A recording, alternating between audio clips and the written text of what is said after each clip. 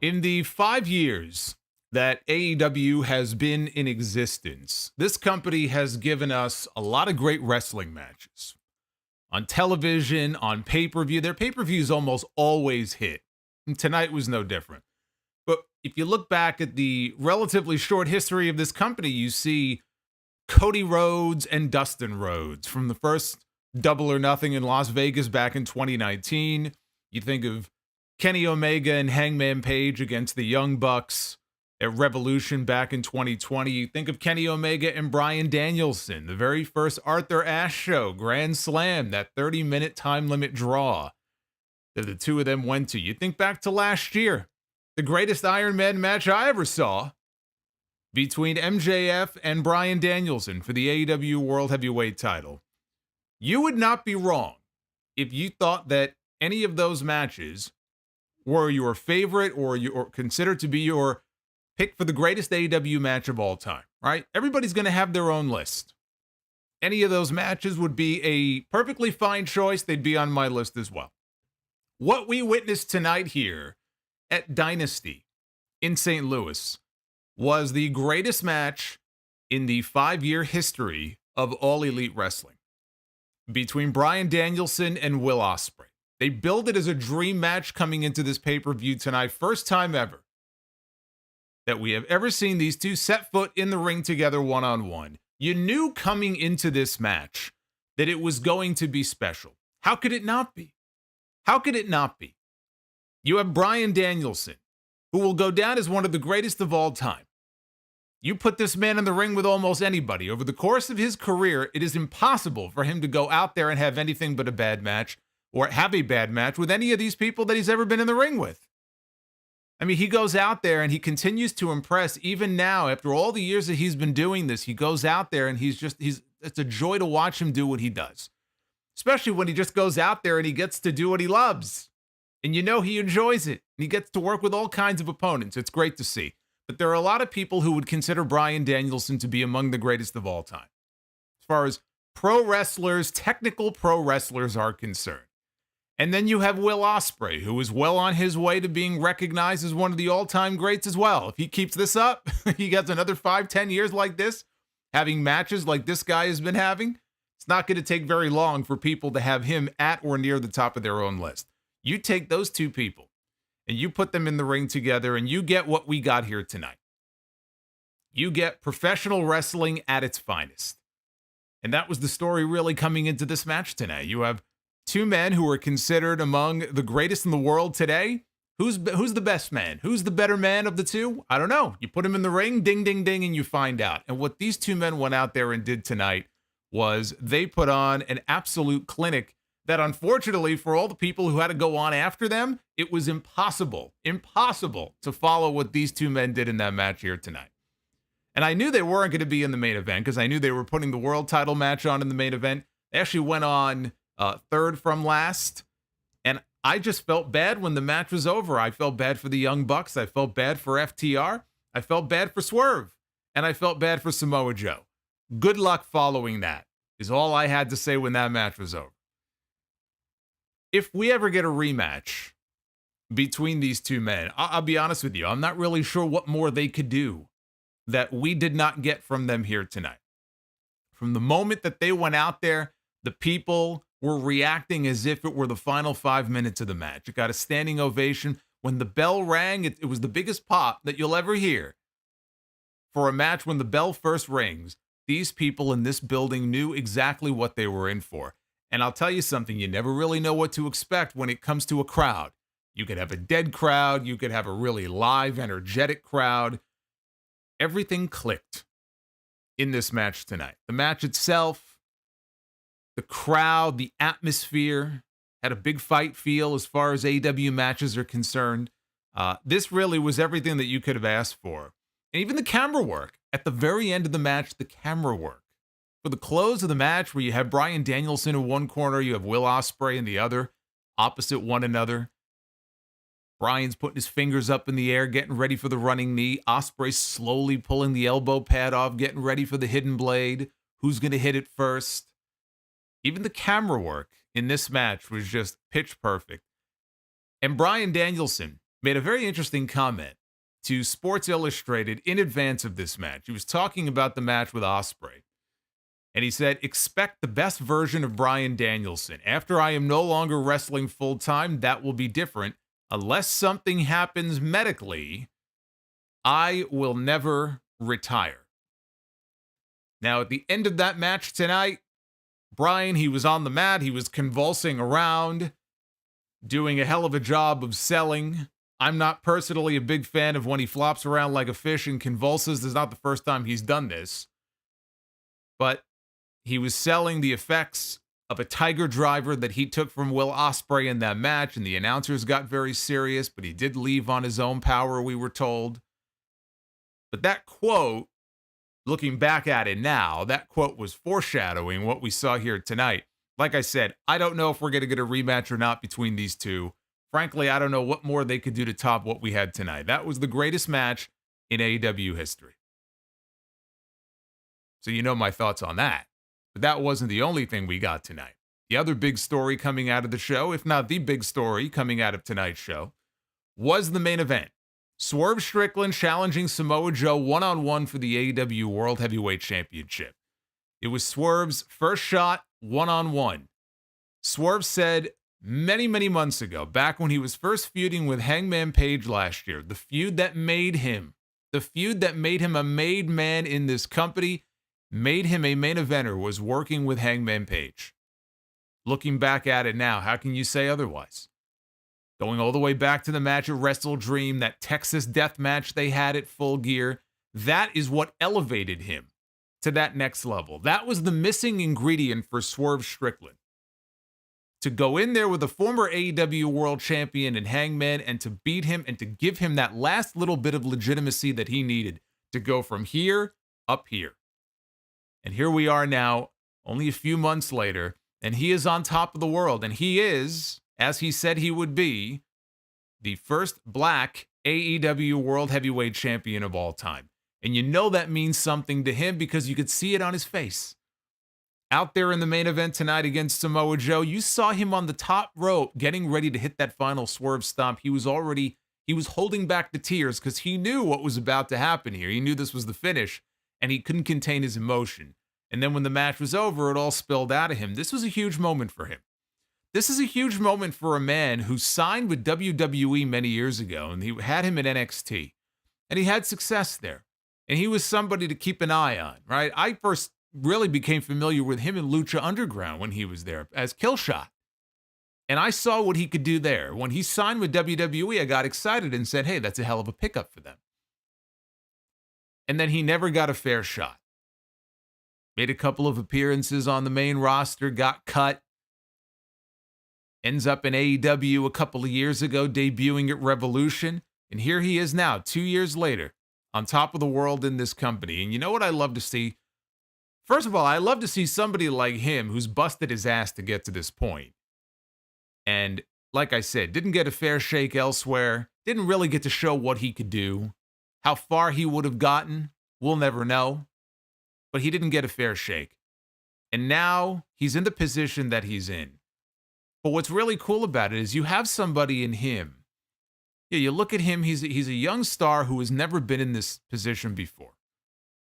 And it's fine to have a Samoa Joe, who I think is great, and have him as the champion, or have a Jon Moxley, or a Kenny Omega, or people like that, CM Punk. It's great to have an established name, a former world champion, elsewhere in that spot, but to have somebody like an MJF, or to have somebody like a Swerve Strickland, is even better. Because these are AEW guys. These are guys that haven't tasted this before. They haven't been in this spot before, but he organically got over.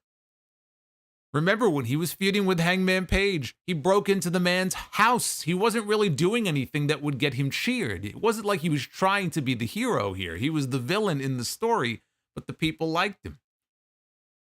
And you can't fight against the tide sometimes, right? The water's going to go in the direction that it's going to go. The people got behind him because they felt like getting behind him. And there's no rhyme or reason for it. They just really like the guy. They appreciate his talent. He organically got over. And it's great to see him get the big payoff that he deserves. And so now we are in the era of Swerve now. We are living in Swerve's house now. And he will get his run as the AEW World Heavyweight Champion. And that was a great moment to cap off a show where we have new AEW World Tag Team Champions. It is the Young Bucks. And to the surprise probably of no one, they had the assist of one Jack Perry to get them there. The scapegoat has returned with the biggest fucking smirk on his face that just makes you want to smack it right off. He had that fucking grin on his face when they unmasked him. But yes, Jack Perry is back and likely going to be aligned with the Elite or part of the Elite. He helped the Young Bucks win the tag team titles. We have a brand new TBS champion as well. Willow Nightingale. Although she's probably only going to be a transitional champion. Now the match is official for Double or Nothing. It will be her defending the title against Mercedes Moné, who it looks like is not going to wrestle a single match until we get to Las Vegas at the end of next month.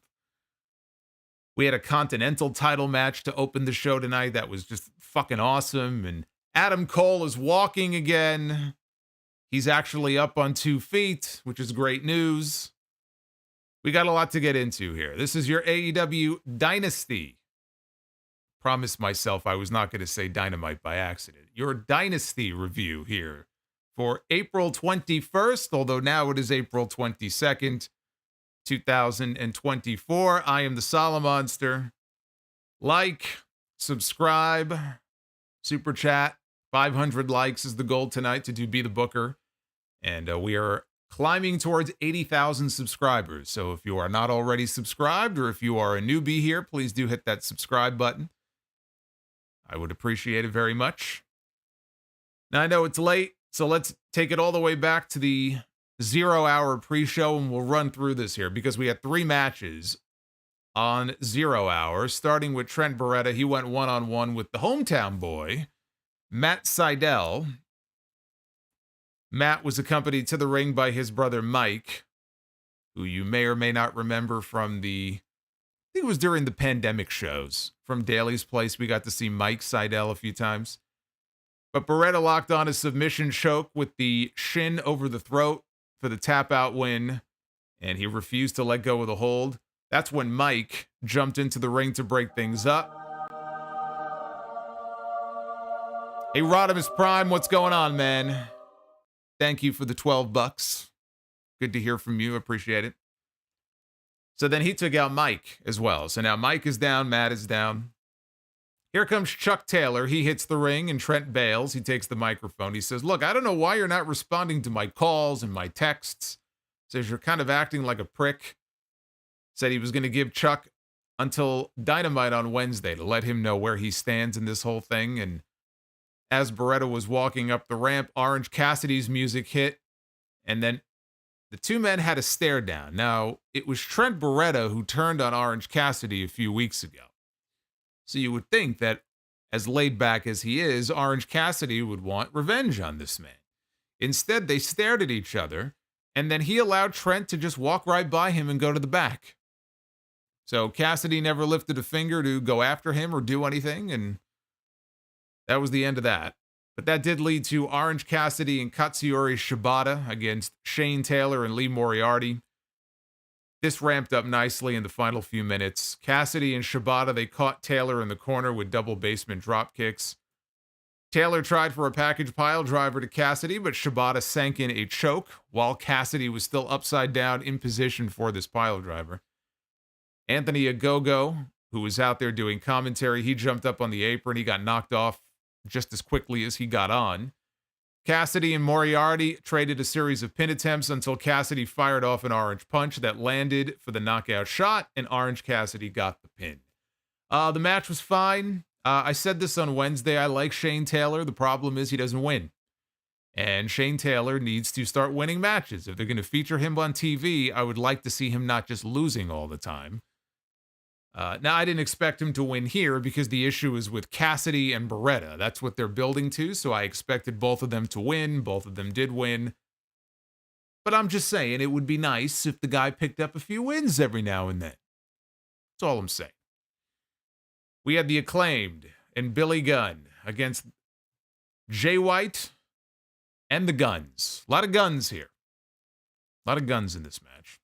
This was winners take all for the AEW Trios and the Ring of Honor 6-man tag team titles. Thank God. And there it is. In tribute to the new champion, yours truly doing the Prince Nana dance. One of my finest moments right there. Shout out to Swerve Strickland. I am very happy for him. The guy earned it. It's a big moment for him tonight. But let me talk about this rap real quick, because the Acclaimed come out. Max Caster is rapping to the ring, and he calls for his music to stop. So after the initial rap, he said, cut the music, right? And so he's going to rap a cappella here. And the last line of this was, he said he would violate Jay White so bad he would have to tell the legal team about the taste of his dick.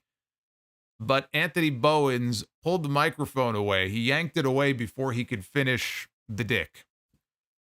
Now, I saw Meltzer on Twitter.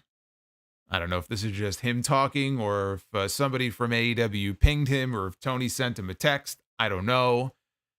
But I did see where he said that Caster might get in trouble for that rap. I don't have an issue with him, rapping about the stuff that he usually raps about. If he wants to do a rap and talk about a guy's dick, and hey, let him rap about whatever he wants to rap about. I'll tell you what my issue with it is. My issue with it is that he needs new material. It's the same shit. Every time this guy cuts a rap, it's the same fucking jokes. It's the same fucking insults. He doesn't change it up at all. It's like, wait, have I heard this before? I feel like I've heard this before. That's my issue with it. The content of it, hey, tonight, I didn't have an issue with it. I just think the guy needs new material. Now, there was a moment where Excalibur said that Anthony Bowens carries the load for his team, similar to how he does on commentary, which popped Tony Schiavone and Taz. A double down led to Billy Gunn making the hot tag. We got a whole bunch of back and forth with everybody here. He hit the one and only on Austin. Colton flew in with a famouser for a close 2 count. So Billy avoided the 310 to Yuma and then hit the ropes, and Jay White smacked him in the back as he hit the ropes. He smacked him right in the spine with his golden baseball bat. And then Billy ate a 310 to Yuma, but he kicked out, which actually got some boos from the crowd. Kicked out of his son's own finish. So the Acclaim made the save. They dispatched the Guns. That left Jay White all by himself. He ate a whole series of super kicks.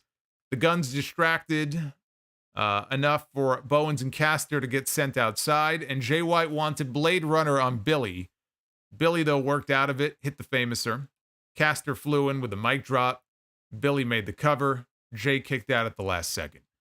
So now Jay White and Billy Gunn, they're trading finisher attempts until White finally hits Blade Runner, and he pins Billy Gunn to a big pop to unify the AEW Trios and Ring of Honor 6-man tag team titles. They are, in fact, unified to become one.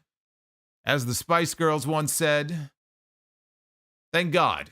We only need one set of Trios belts. We've had 2 sets of Trios belts on television now for months, even though the AEW Trios titles have not been defended since the end of January. So they're just as useless. But we don't need 2. Now we have 1. And they're on the right people as well. I said, coming into this show, there were 2 things that needed to happen, other than this unification. But we needed to have Bullet Club Gold, who are not calling themselves Bullet Club Gold anymore, and I'm not sure exactly why. I'm not sure if there's a specific reason for it, if they're not allowed to. Now they're the Bang Bang Gang only, but they're still Bullet Club Gold to me. But they needed to get the win. They needed to be the ones to unify those titles. That was number 1. Number 2, Jay White needed to be the one to pin Billy Gunn. After that disaster of a match a few weeks ago on TV, which was embarrassing, Jay White needed to be the one to beat Billy Gunn in this match.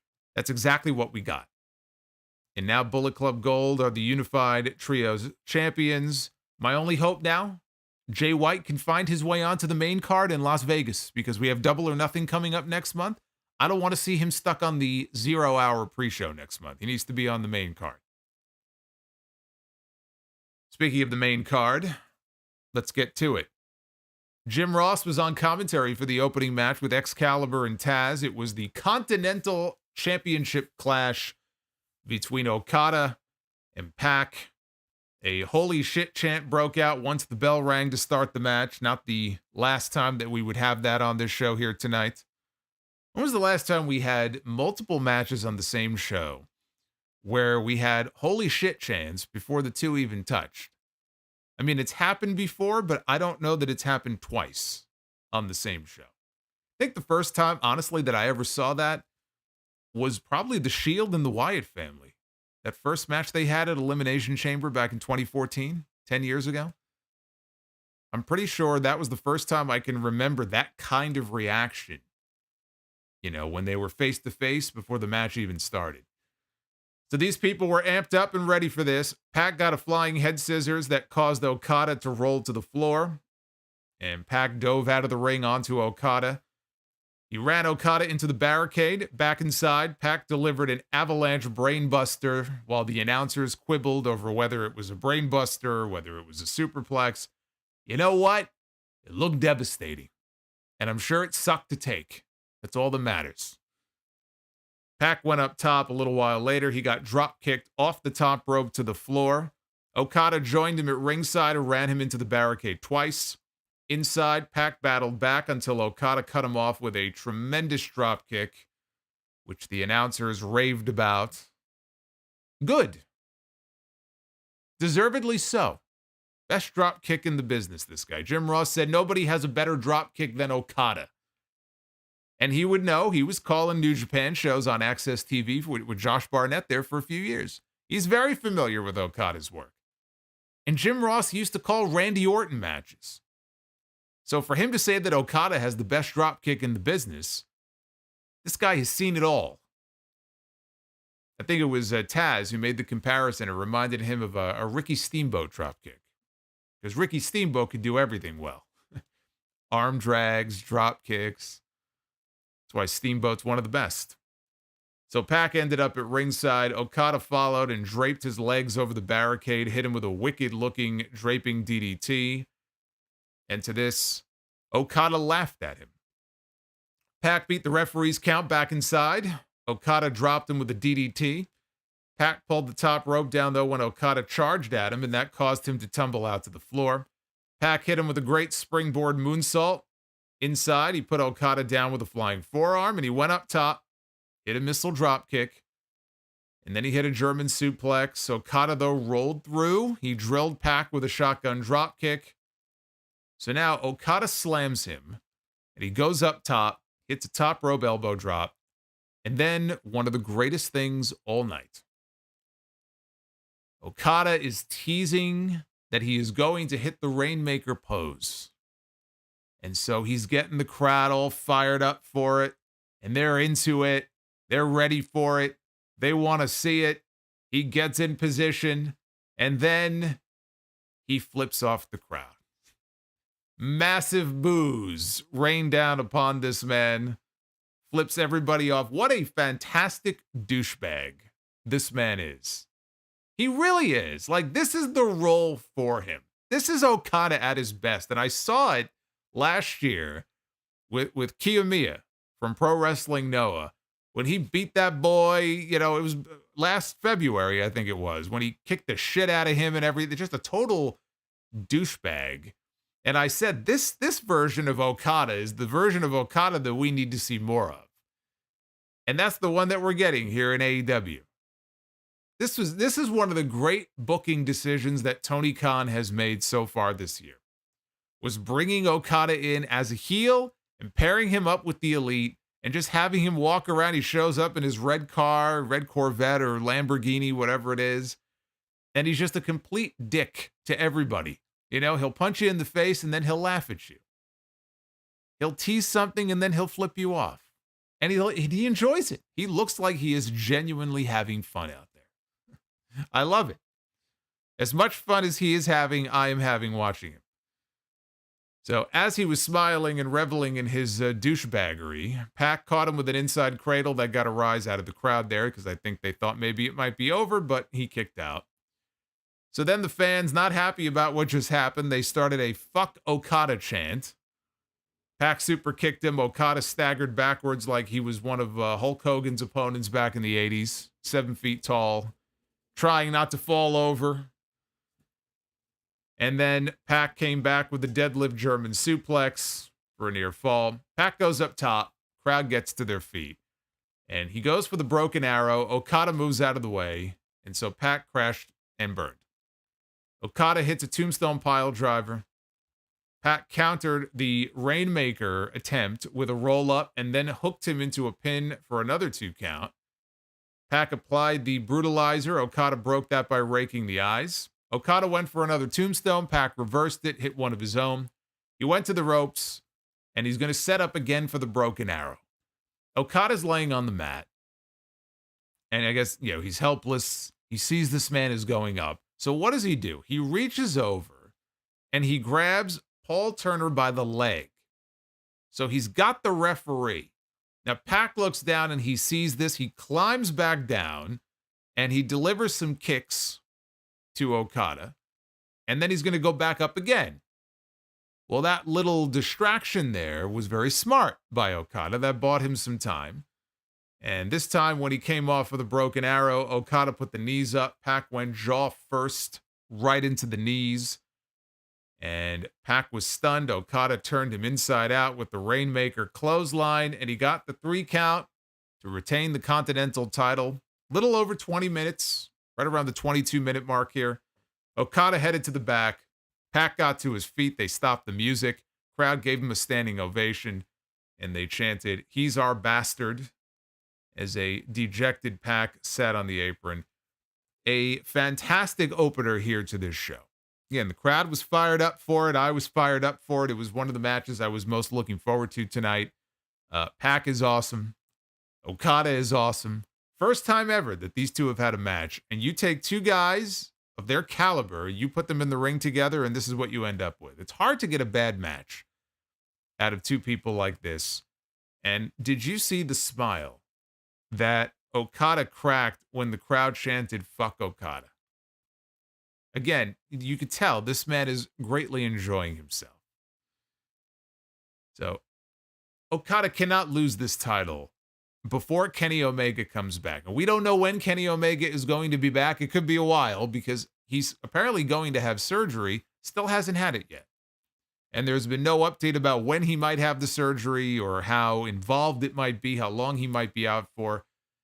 It may well get to a point where if it's going to be a long time, they're going to have to go in a different direction here. But I wouldn't even think about taking that title off of Okada until Kenny Omega is ready to come back. So I wasn't expecting a title change here anyway. Now the question is, does Pac disappear? Do we not see him again until Wembley in August? Because this man has a tendency to come back and then he vanishes. Hopefully he sticks around a little bit longer this time.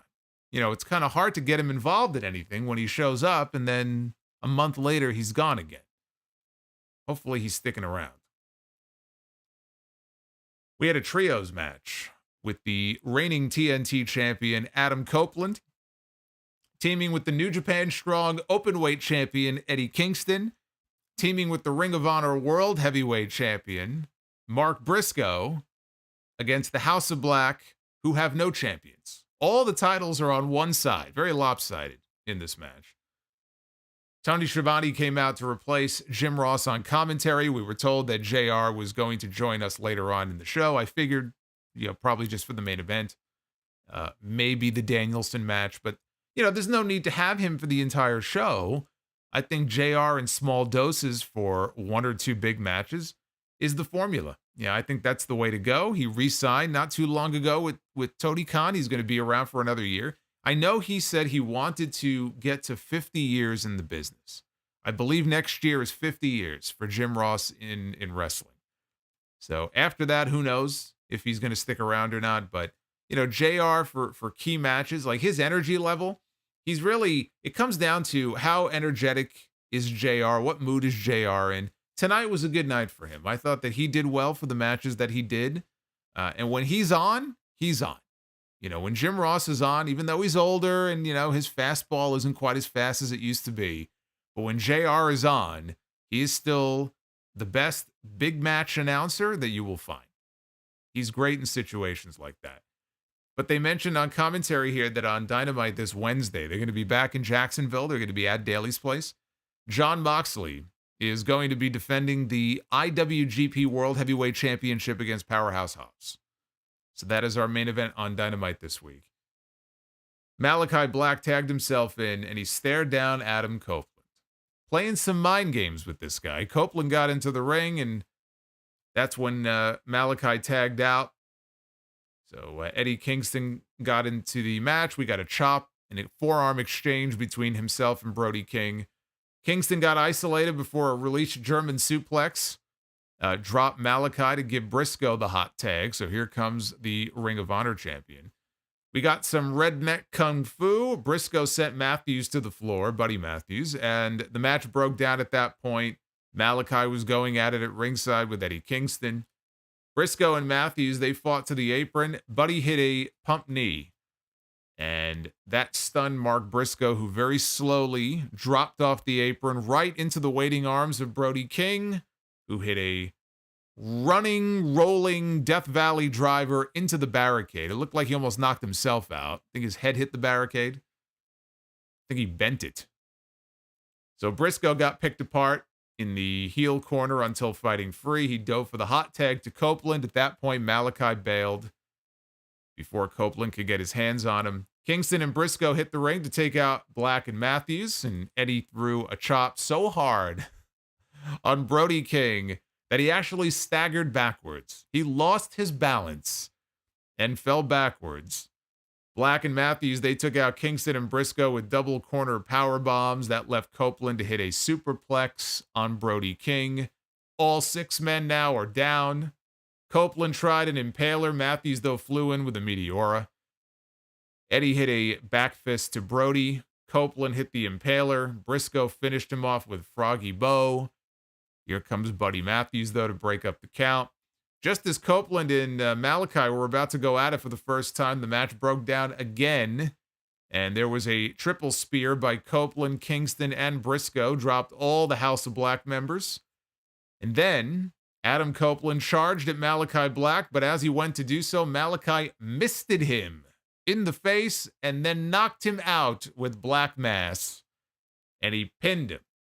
Now, referee Rick Knox, and as soon as I say those 3 words, you should know that there's some fuckery afoot.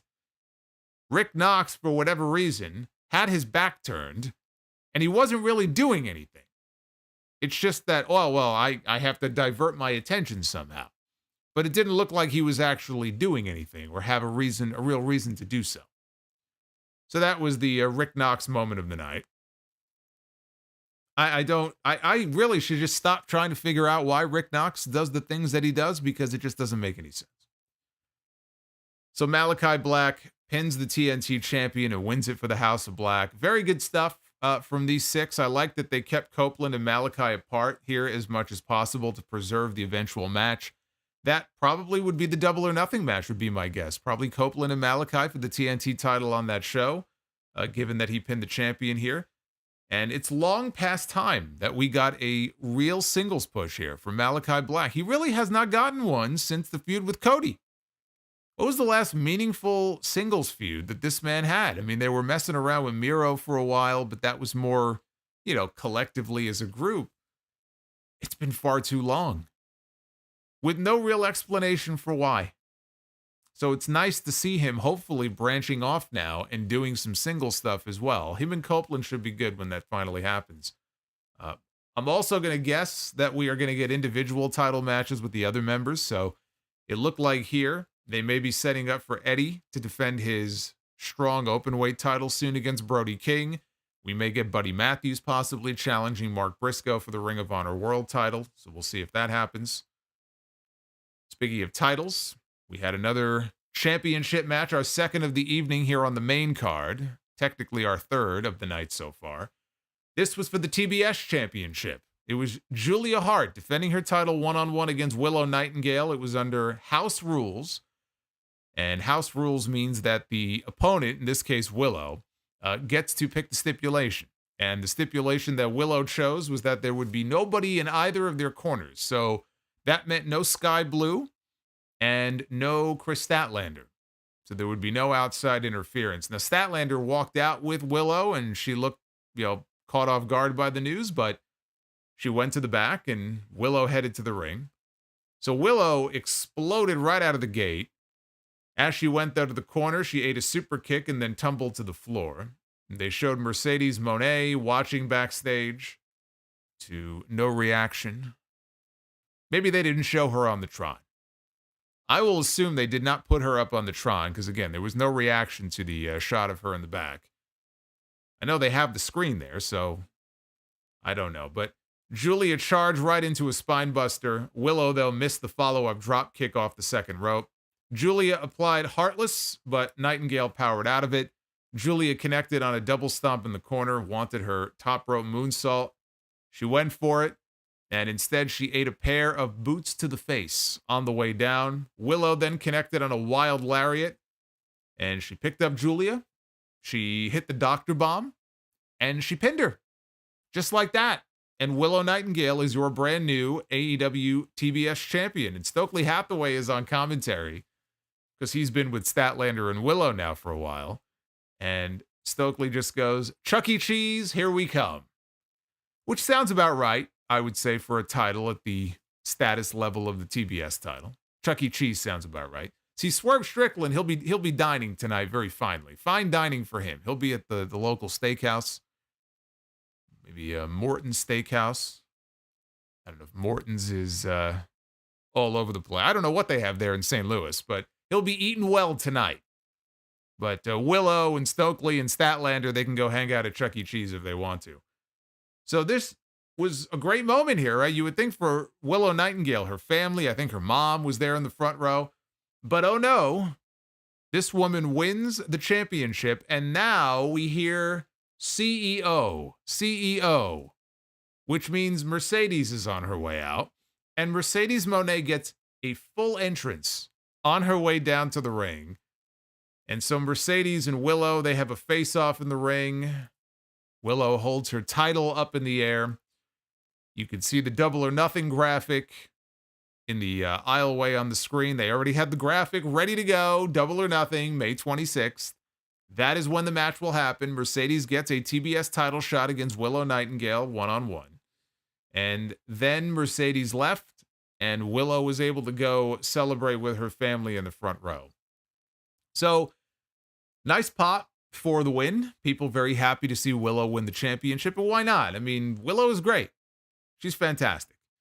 This woman is, from the moment her music hits, she comes out there, she's all full of joy and happiness, and she's smiling and she's dancing around and just gets everybody in a good mood. What's not to like about Willow Nightingale? You have to be a terrible human being to not like Willow Nightingale. Come on now. Come on. Anyway, Julia Hart. Let me talk about Julia Hart here for a second. Now, she hurt her shoulder at the Rampage taping in a match against Layla Hirsch 2 weeks ago. And there's been very little information that has been shared since then. As far as the nature of the injury, how serious it is. Obviously, it's not overly serious because she was cleared to wrestle. She hit a moonsault off the top. It wasn't like, she was so limited in what she could do. I did notice it. I mean, it did seem to me there were spots where maybe Willow was protecting her a little bit or holding back. The length of the match is what struck me because they only went 6 minutes. And if you look at the last few matches that Julia has had on pay-per-view, she's had an 8-minute match, a 12-minute match. So this was the shortest match. And it, again, being a title match, it just struck me as, wow, that was really brief. It just felt very abrupt when Willow got the pin after that doctor bomb. So I do wonder if maybe she is nursing an injury. It's not, totally serious, but serious enough that maybe she can't go and do a full match.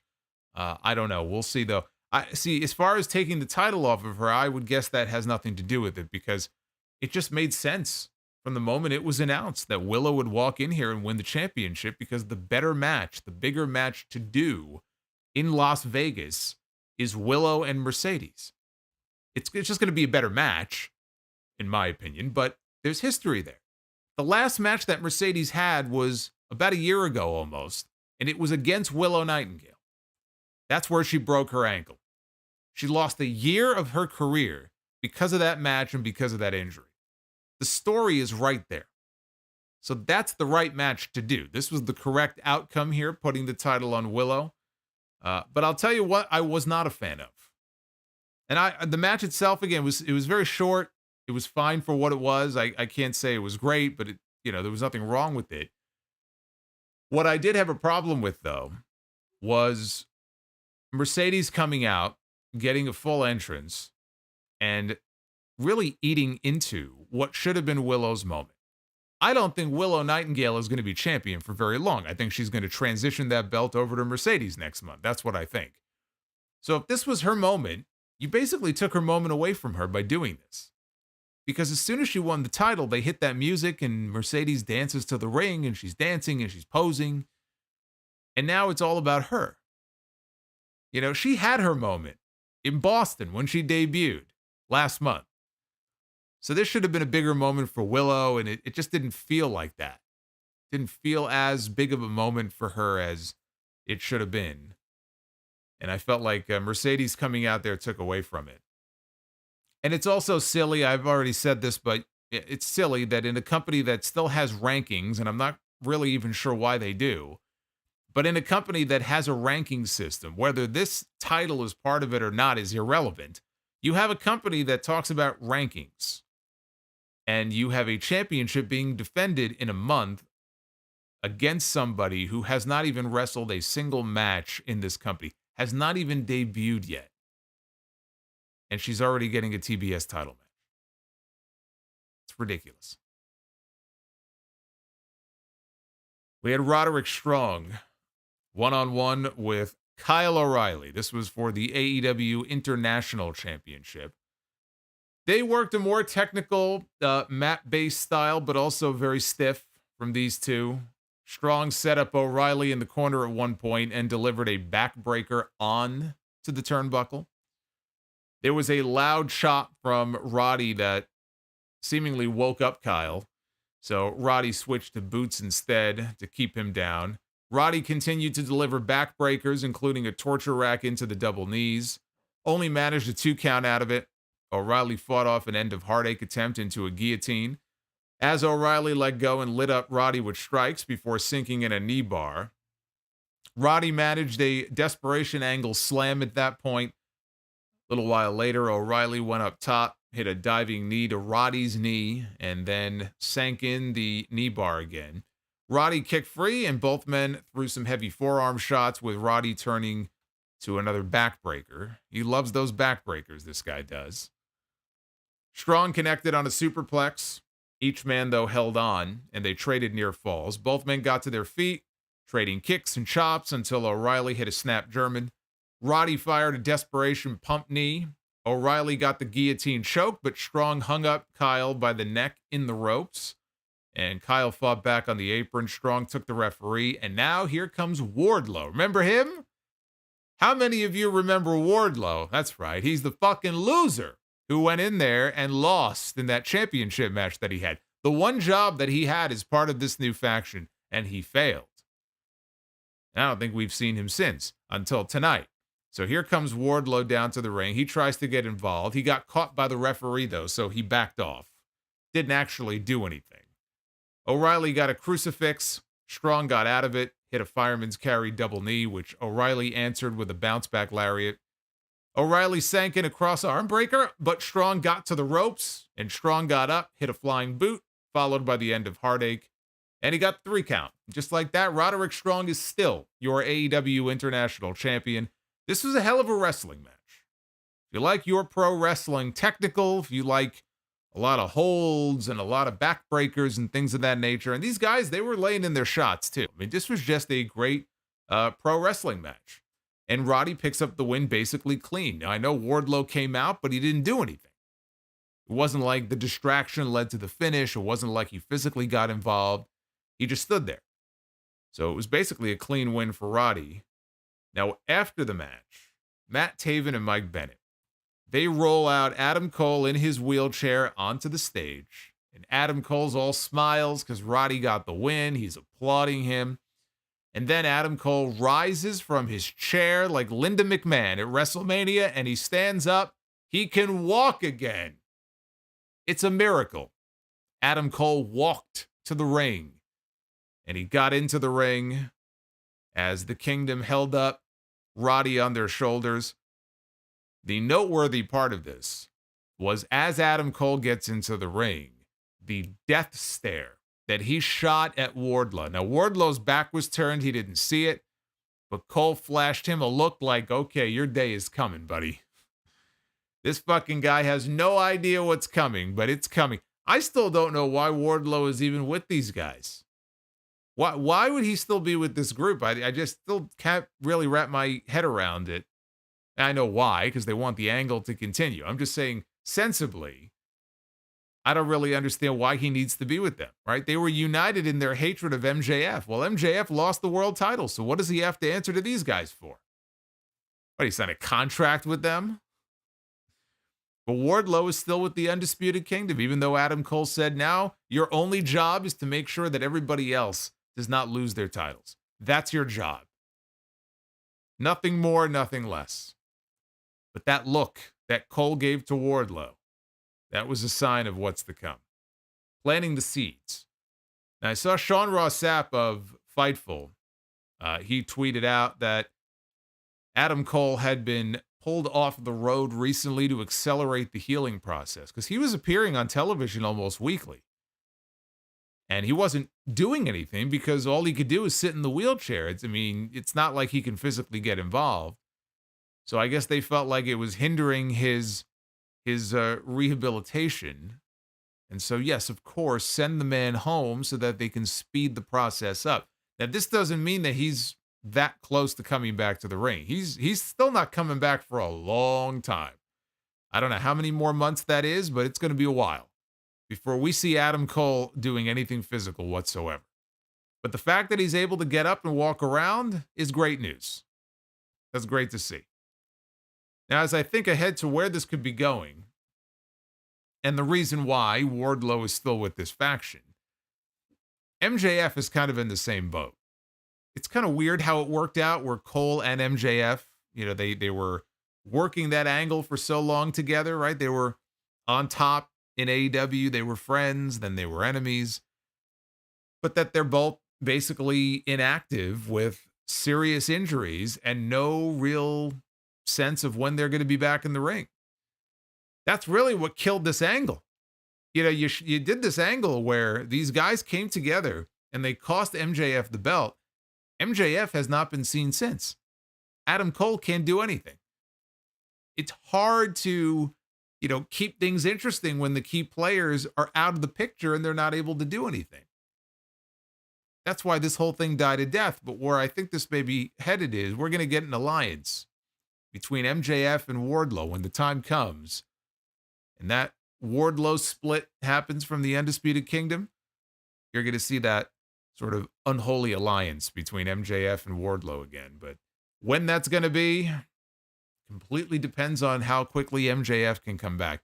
They have a pay-per-view on Long Island in June. That's where they're doing Forbidden Door. They're doing it at the UBS Arena. I'm sure they would love to have MJF back either on that show or sometime before then. The fact that it's on the island, I don't know if that's a sign. That's MJF country. But there's been no updates as far as when he might be back in the ring.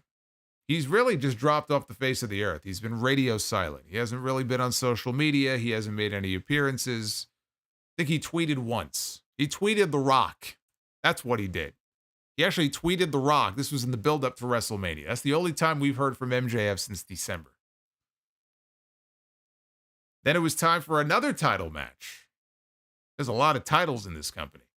This time it was the FTW title with Hook defending against the Learning Tree, which is what he's calling himself now. It's in the graphic on the screen when they put his name up there.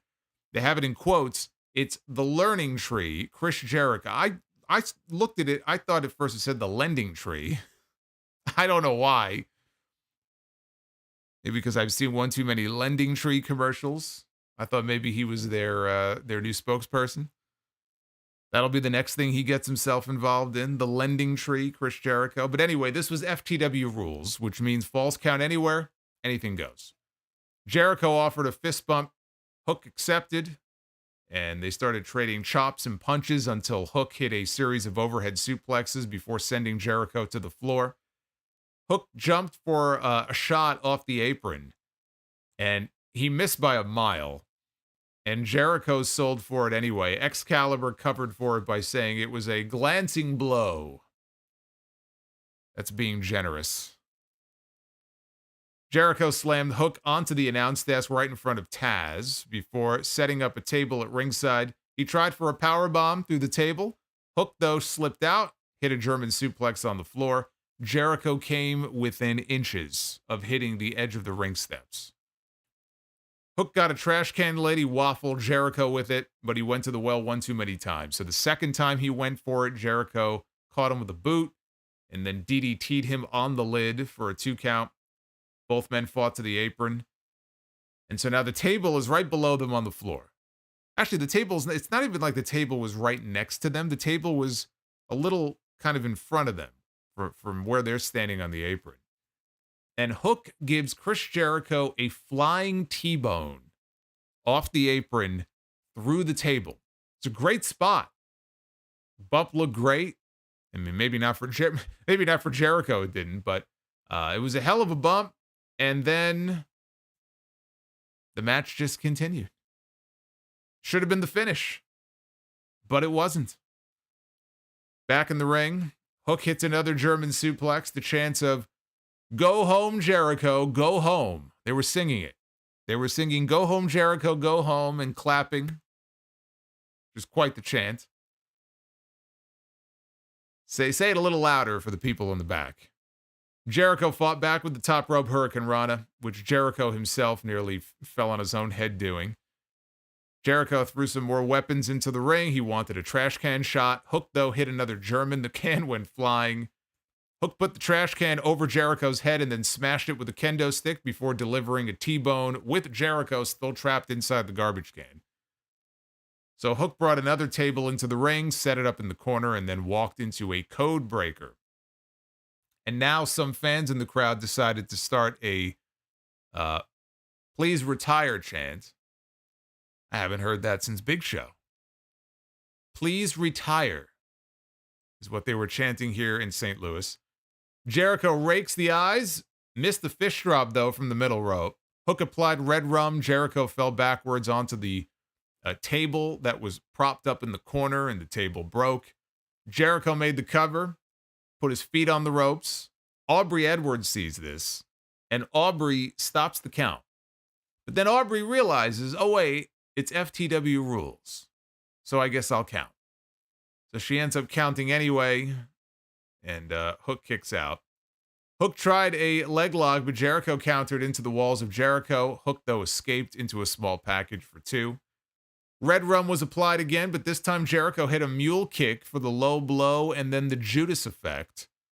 But Hook kicked out, and Jericho then came back with another Judas effect. And again, Hook kicked out. Jericho told Hook to stay down before grabbing his baseball bat. Good old Floyd. Hook stumbles to his feet. Jericho's standing there. He's got the bat. Hook stands up, and in an act of defiance, he flips Jericho the double bird.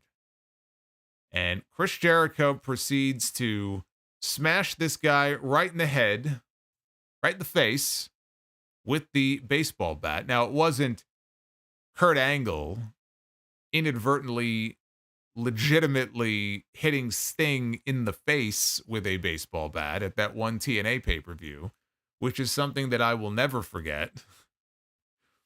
The spot was that I think Sting was supposed to kind of catch the bat, and he didn't, and it slipped through, and I will never forget the face that Kurt Angle made when he realized what had happened.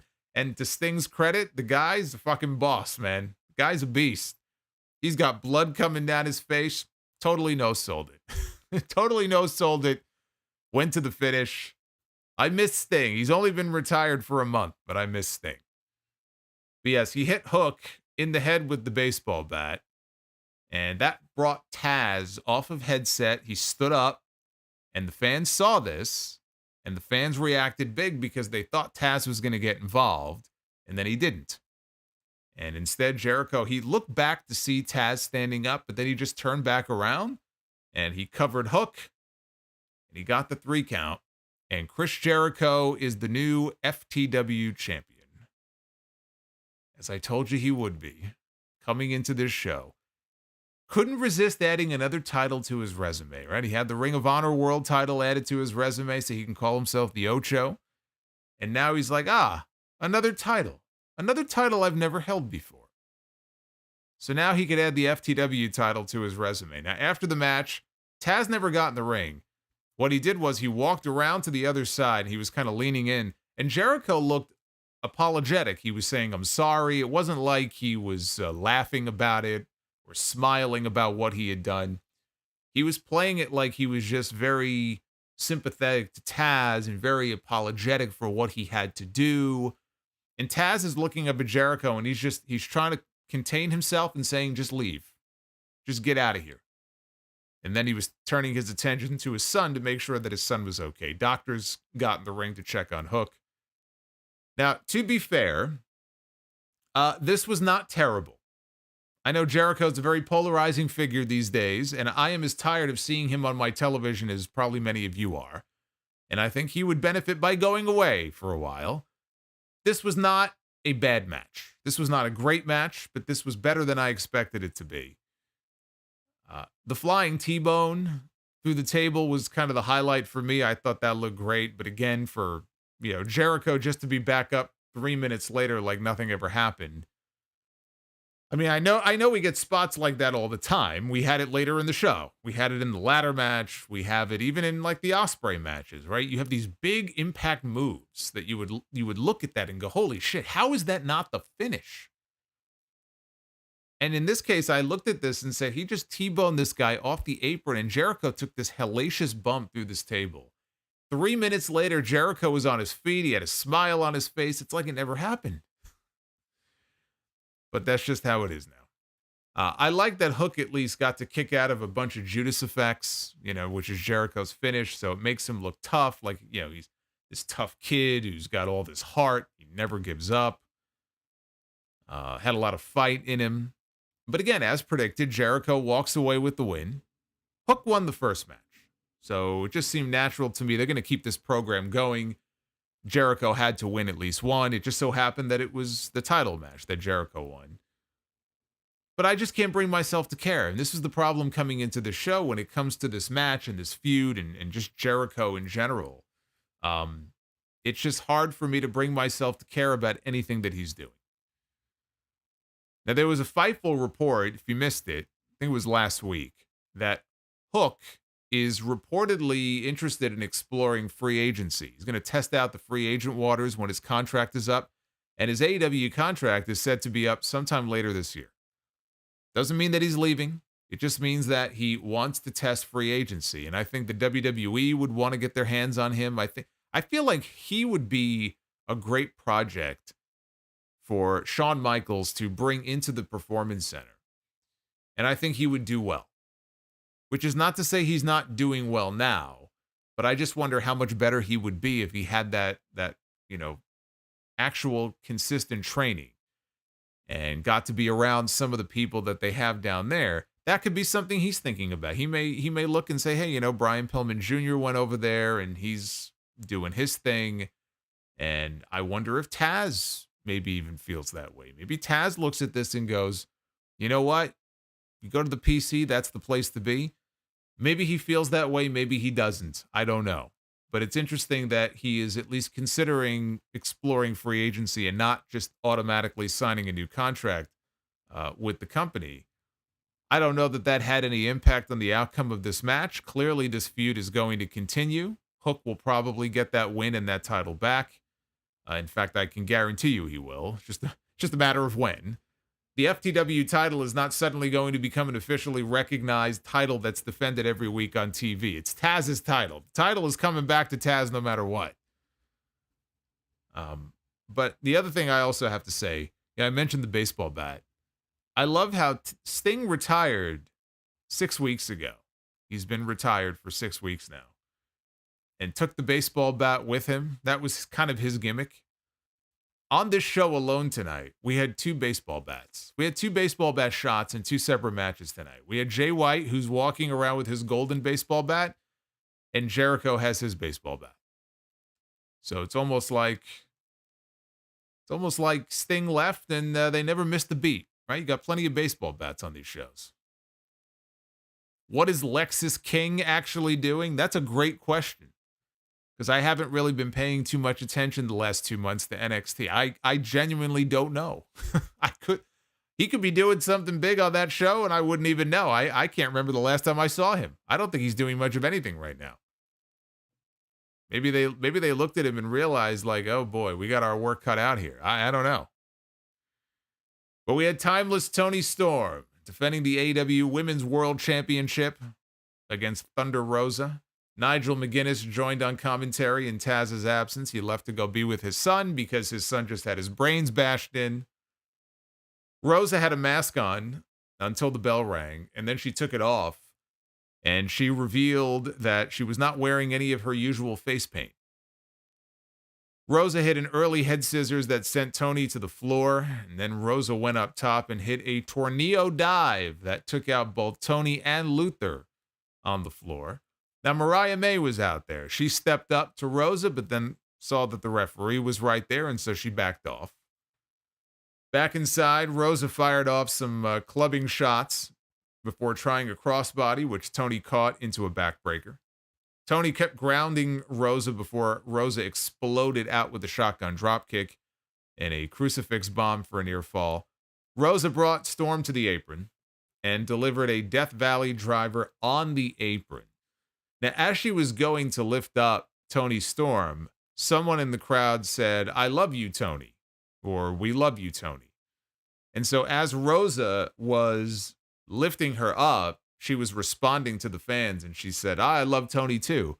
And she almost dropped her, though, as she was picking her up. But then she was able to balance her and then hit the DVD.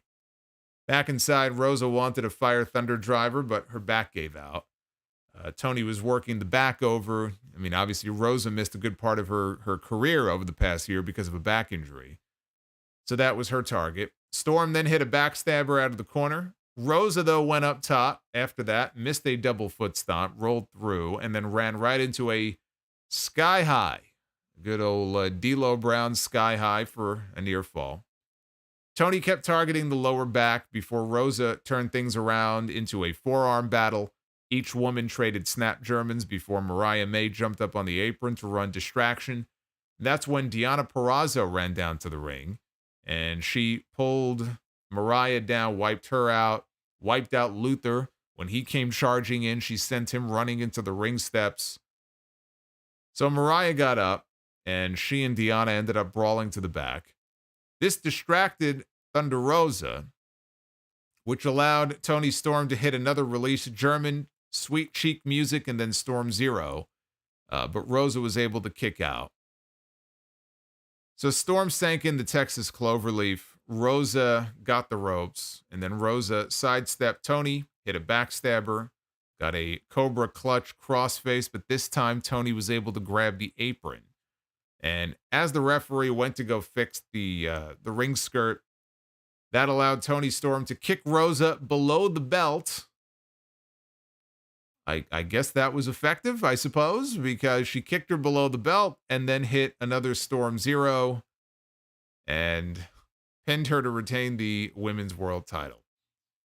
After that, Luther carried Toni up the ramp as Excalibur questioned, "Who can beat Toni Storm?" This was a very good match. I enjoyed this. We had dueling chants here for both women.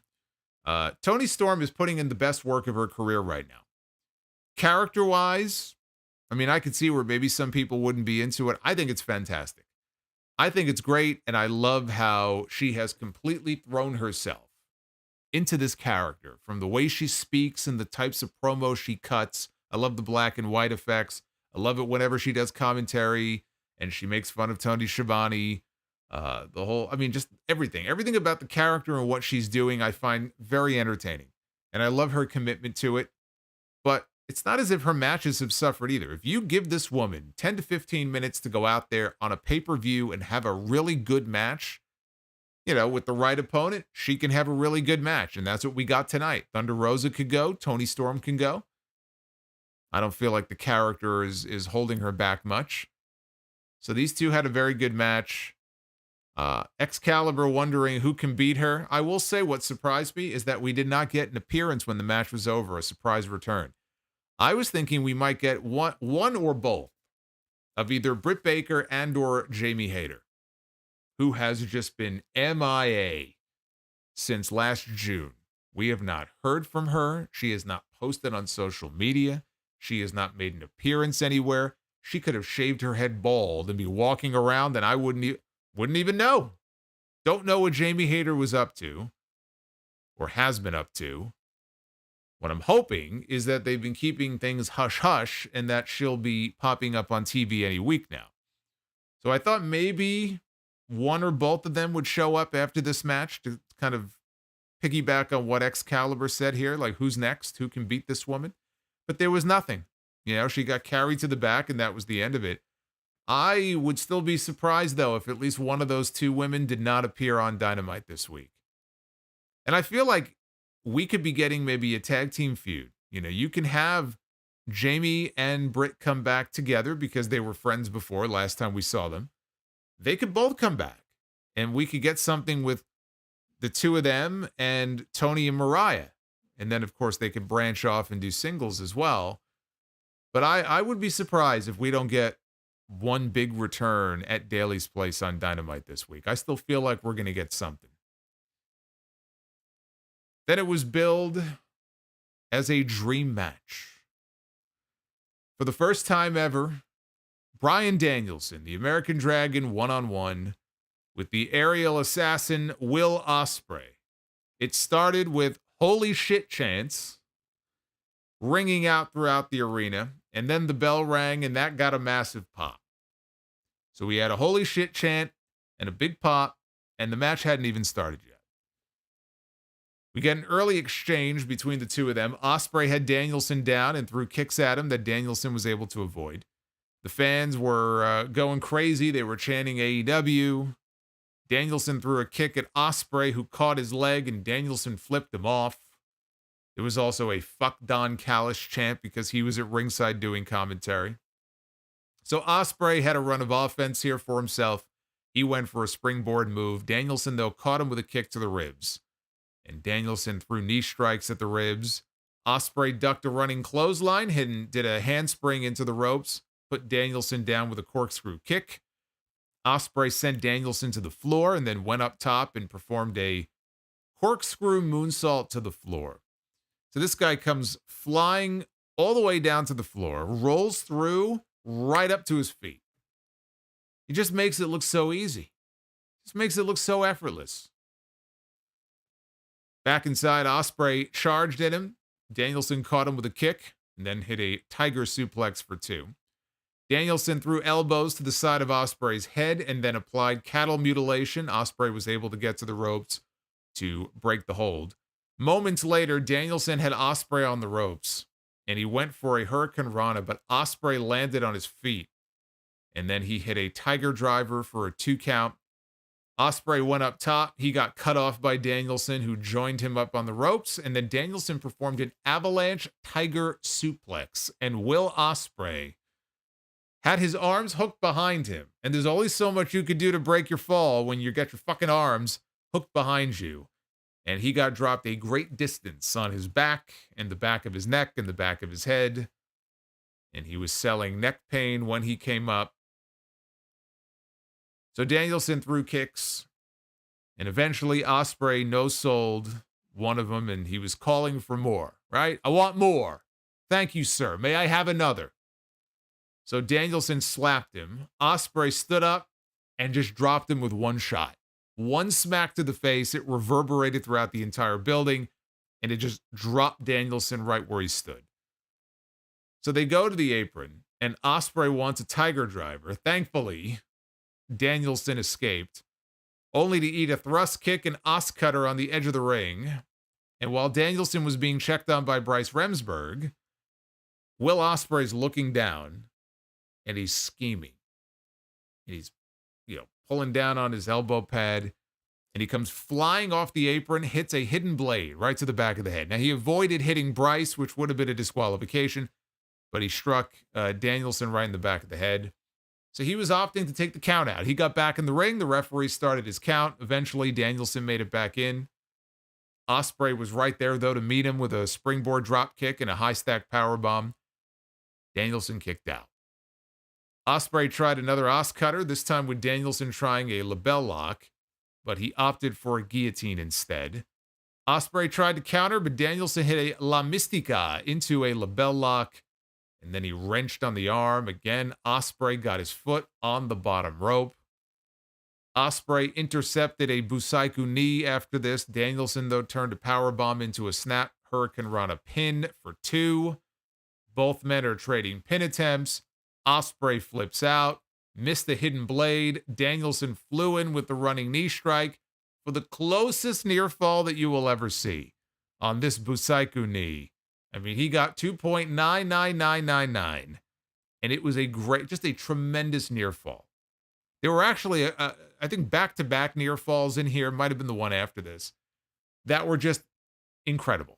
I mean, they were just perfectly timed. The crowd was up for it. The crowd actually bought into them. So now Danielson says it's time to kick this man's head in. And the boots are raining down upon Will Ospreay. Dueling chants of yes and no. Every time the crowd would chant yes, some of the fans would chant no. Ospreay fought out of the label lock that followed. Danielson, though, got the triangle choke, which Ospreay countered into a Styles clash, which was very cool. So both men traded headbutts and punches from their knees before Danielson eventually hit a regal plex. Ospreay no-sold it, though, into a hidden blade. Ospreay tried for an os cutter. And this right here, this is what I'm talking about. When things are going well, and you're on the same page together, and things are just clicking, and everything is working, you end up with a spot like this. So Will Ospreay goes to springboard off the ropes for the os cutter. And as he goes and makes the leap, and he is springing off the middle rope, just when you think they've reached the peak, they just take it up another notch to the next level. They could not have timed this knee strike any better than they did. Because as he springboarded off, Danielson came running in for the Busaiku knee, and he blasted this man right in the side of the face. I mean, again, you cannot have timed this spot any more perfectly than these two did. And both men were down. These people in the building were losing their minds. They were going nuts for this. Danielson retreats to one corner. Ospreay retreats to the opposite corner. The camera is focused on Danielson. He's doing the yes gesture, and everybody is chanting. Then the camera cuts and zooms in on Will Ospreay, who's got his eyes locked on Danielson, and he's slowly pulling down the elbow pad, teasing the hidden blade. They're taking their time, these guys. They're taking their time. They're milking it. They're letting the crowd get up as high as they could possibly go. And then they explode out of their respective corners. Ospreay connects first with the forearm shot, follows that up with a tiger driver. And Bryan begins to convulse. He begins to twitch and convulse. Bryce Remsburg is concerned. He motions for Doc Samson to come over to check on this man. Ospreay doesn't realize this. And as Danielson is getting up, he nails him in the back of the head with the hidden blade. And then he pins him 30 minutes in, maybe a little over 30 minutes this match went. When the match was over, Danielson was on the mat. He kept going, fuck, fuck, fuck, and he's holding his neck, and, he's selling the fact that he's in this just tremendous amount of pain. And the doctors tell Ospreay that, this guy was hurt before you even hit your finish. And this is news to Ospreay. He had no idea. He wasn't really paying attention. So Excalibur did tell us After they sent it to the video package for the next match and they came back, Excalibur informed us that Danielson did, in fact, walk to the back, not on his own. He walked to the back with some help, but he did walk to the back with on his own power. Now, I'm sure he was only selling. If you look at the Tiger Driver that he hit, I don't remember what number. I mean, there's Tiger Driver 91, there's Tiger Driver 93. I think it was 93. This was not the Tiger Driver that he used on Kenny Omega at Forbidden Door, where he dropped the guy right on top of his fucking head, which is very stupid. This one, Danielson was able to, tuck his head. He got folded up pretty good, but he did not get dropped straight down on top of his head. Got folded up on the back of his neck. It looks safe. I mean, I say safe. I mean, these guys are still getting dropped on their fucking necks, but it didn't look like anything went wrong. And again, we've seen Danielson do this before. I am not a fan when he does this, when he does the whole convulsing. We've seen him do that at least 2 other times in AEW. That I'm not really a huge fan of. I mean, I understand wanting to sell the move. I think that's great, but this is just what he does. But as far as the match itself, again, I can't say anything negative about this match. I cannot say enough good things about this match. This match here was everything that I was looking for when they first announced it. When they said that Bryan Danielson and Will Ospreay were going to go one-on-one here on this pay-per-view, I had an image, I had a vision in my head of what this match was going to look like. And I thought it would look very similar to the matches that Danielson had with Zack Sabre Jr. And it was, only it was better. And you can never really be sure with these first time ever matches because, they hyped up the Danielson-Okada match, the first meeting between Bryan Danielson and Kazuchika Okada last year, Forbidden Door. And it really got hyped up as this dream match, which, for a lot of people it was. It was a match that, a couple of years ago, we just wouldn't have thought was even possible. And they had a good match, but it never really reached the heights that it could have. And then they had a rematch at the Tokyo Dome this year, and it was better than the previous match. So you go into this thinking, well, is it being overhyped, right? Everyone's talking about how this is going to be the greatest thing in the world, and how could they possibly live up to those expectations? Or maybe it's like the Okada and the Danielson match, where it's good, but it's not, what it could have been. I am happy to report that is not the case. This lived up to expectations. This is, in my opinion, the greatest match in AEW history. And there have been some great fucking matches in this company. Okay, I've been here to review pretty much all of them. There have been a ton of great matches, tag team matches, singles matches, TV matches, pay-per-view matches. I put this one above all of them. This was fantastic. And kudos to that crowd in St. Louis, because if this was in front of a half-dead crowd, I mean, that could have a real impact on the match. The atmosphere is such an important part of these matches. And when you have people giving these guys standing ovations in the middle of the match, and people are going fucking nuts and losing their minds, it just adds. It adds to the epicness of the match. This match had that. They didn't have to worry about crowd reaction here. These people paid to see these two go at it. They got their money's worth tonight. The greatest match in AEW history. And this will be on, this right now, it's at the top of the list for match of the year. We're only in April. We're not even at the halfway point yet. I want to know what's going to top this. And I say that I love Roman Reigns and Cody Rhodes at WrestleMania. I thought that was a 5-star match. There have been a lot of great matches this year so far. A lot of them also just so happen to involve Will Ospreay. I think there's at least 4 of them on my list so far. This one, I don't know how you top what we got with these two tonight. Just a tremendous effort from both of them. And I knew going into this next match, nothing was going to be able to top this. I felt bad for the tag team title match, which was coming up after this, because again, how do you follow this? It's like when you have a crowd that is that up for a match. I think of Toronto. I think of WrestleMania with Rock and Hogan, and then Triple H and Jericho having to go out there and follow it. Yeah, you feel bad for them because there's no way on planet Earth that they're going to be able to do it, and they don't. But even still, these last 2 matches that followed were both very good. We had the AEW World Tag Team titles, the currently vacant titles, to be decided in a ladder match. This was the finals of the Tag Team title tournament. The titles were vacated by Sting and Darby Allin, and it would be decided between the Young Bucks and FTR. This was Bucks FTR Part 4. The winners of this match would become the first ever 3-time AEW World Tag Team Champions. Both teams dodged the other's finishers early on before FTR quickly went for ladders, and they got cut off. There was a scramble back in the ring with the ladder set up. FTR was sent into the ladder before a super kick party from the Bucks. Matthew and Nicholas, they got sent into the ladder. Cash Wheeler set up multiple tables around ringside. Wheeler was set up on a ladder bridge that was set up by Matthew. Nicholas then hit a somersault splash onto it. The Bucks climbed a very tall ladder that was in the ring. Dax Harwood stopped them, but he was already bleeding. I think he went into the ring steps. This was not even, 5 minutes into the match. And Dax Harwood comes up, and he's already got blood pouring down his face. So the Bucks lit him up with chair shots. Now he's bleeding even worse.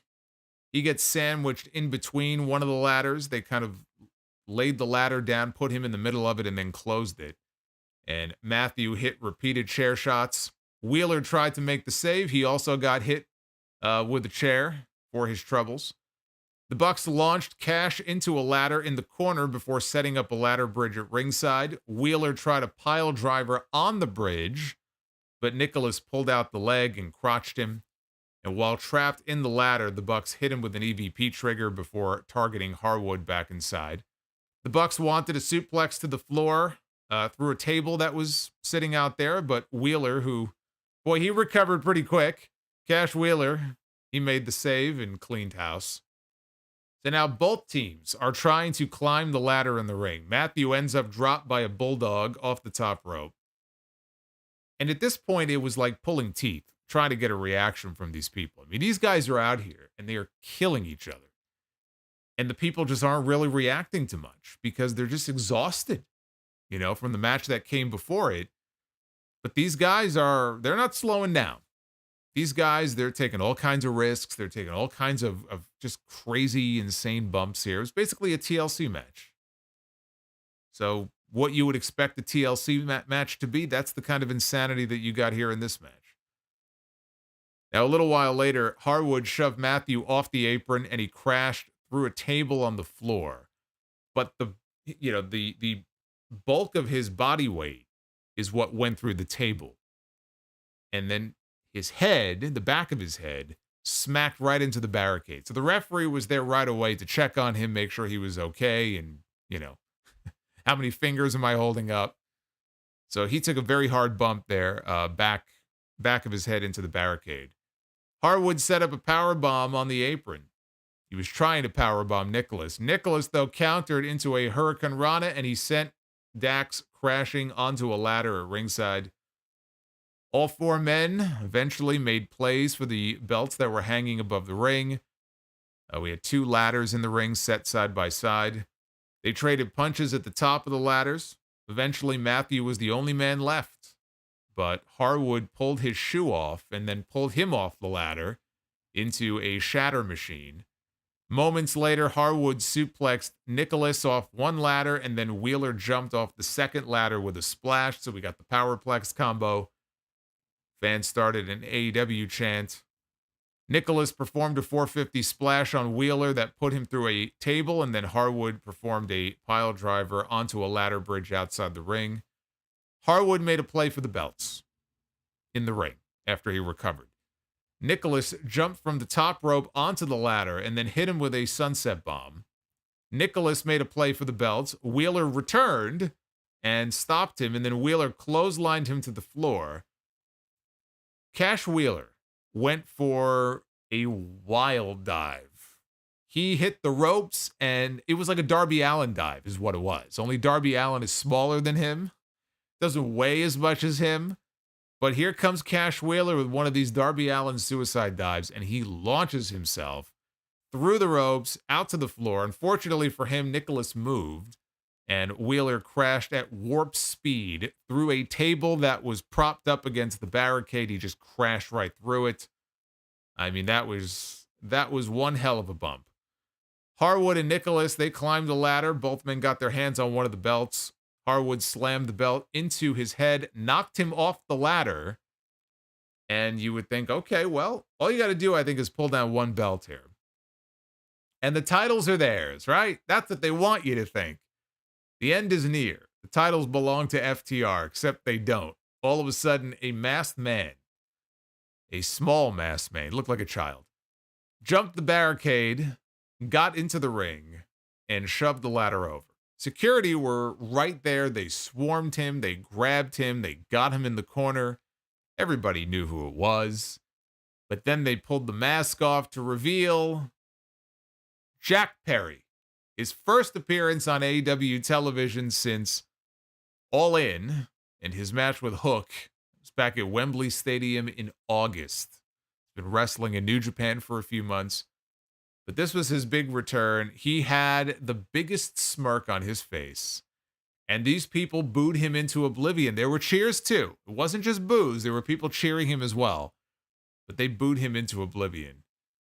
Nicholas then pulled one of the belts down to win the titles, and Perry was led out of the arena by security. Excalibur on commentary was going on and on about that's trespassing. He doesn't belong here. He jumped the barricade. That's a criminal offense. Okay. The Jack Perry return was very predictable. The fans reacted big to it, though, and the Young Bucks are the new tag team champions. That brings more gold to the Elite.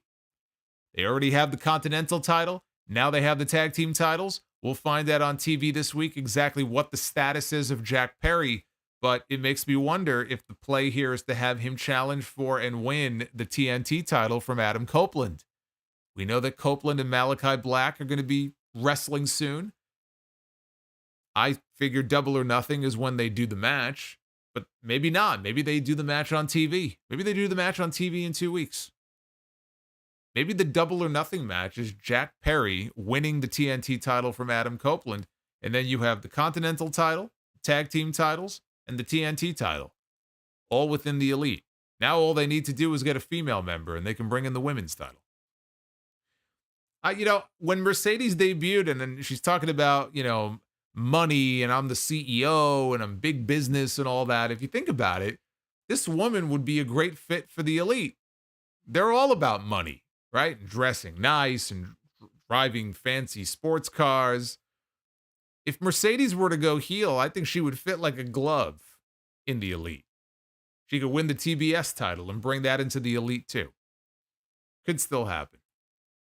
As far as Jack Perry is concerned, I mean, look, they need to capitalize in any way that they can, on this, all this attention that he's been getting recently. He just wrapped up with New Japan. They're going to bring him back anyway. And this is the way to do it. Have him associated with the Elite or make him a member of the Elite. Turn him into just the ultimate douchebag who people want to boo. And see how far he can go. The TNT title may be his ceiling in this company. But that would be the direction that would make the most sense to me. Maybe they do the Malachi match earlier and then they do that match at Double or Nothing. I could definitely see that. These four had a very difficult task coming after that match. I thought they did as good of a job as you could have expected. Down the stretch, they really got the fans into it. They killed themselves in this match. Especially some of those bumps that FTR was taking. So they did all that they could. They ended up having a very good match. It got crazy enough to the point where fans were chanting, "Please be careful." That's how crazy these spots were getting. People thought these guys were going to die at some point. So it's like, all right, pump the brakes a little bit here. We get it. We understand that you want to go out there and have a great match, but we don't want to see you break your fucking neck. So easy there. Now, I also wonder, I talked earlier about if we might get an appearance on TV this week by Jamie Hayter or Britt Baker, set one of them up maybe as the next challenger for Toni Storm. The Motor City Machine Guns are reportedly on their way into AEW. Now, the deal may not be final for a while, but I do wonder if we might see them on TV this week. And if we're not going to get maybe a match very soon between them and the Young Bucks. Because after all, if Mercedes can walk in and get a TBS title shot without wrestling a single match, then hey, if you're the Motor City Machine Guns, then why not, right? Obviously, we're going to get the Machine Guns and the Bucks at some point.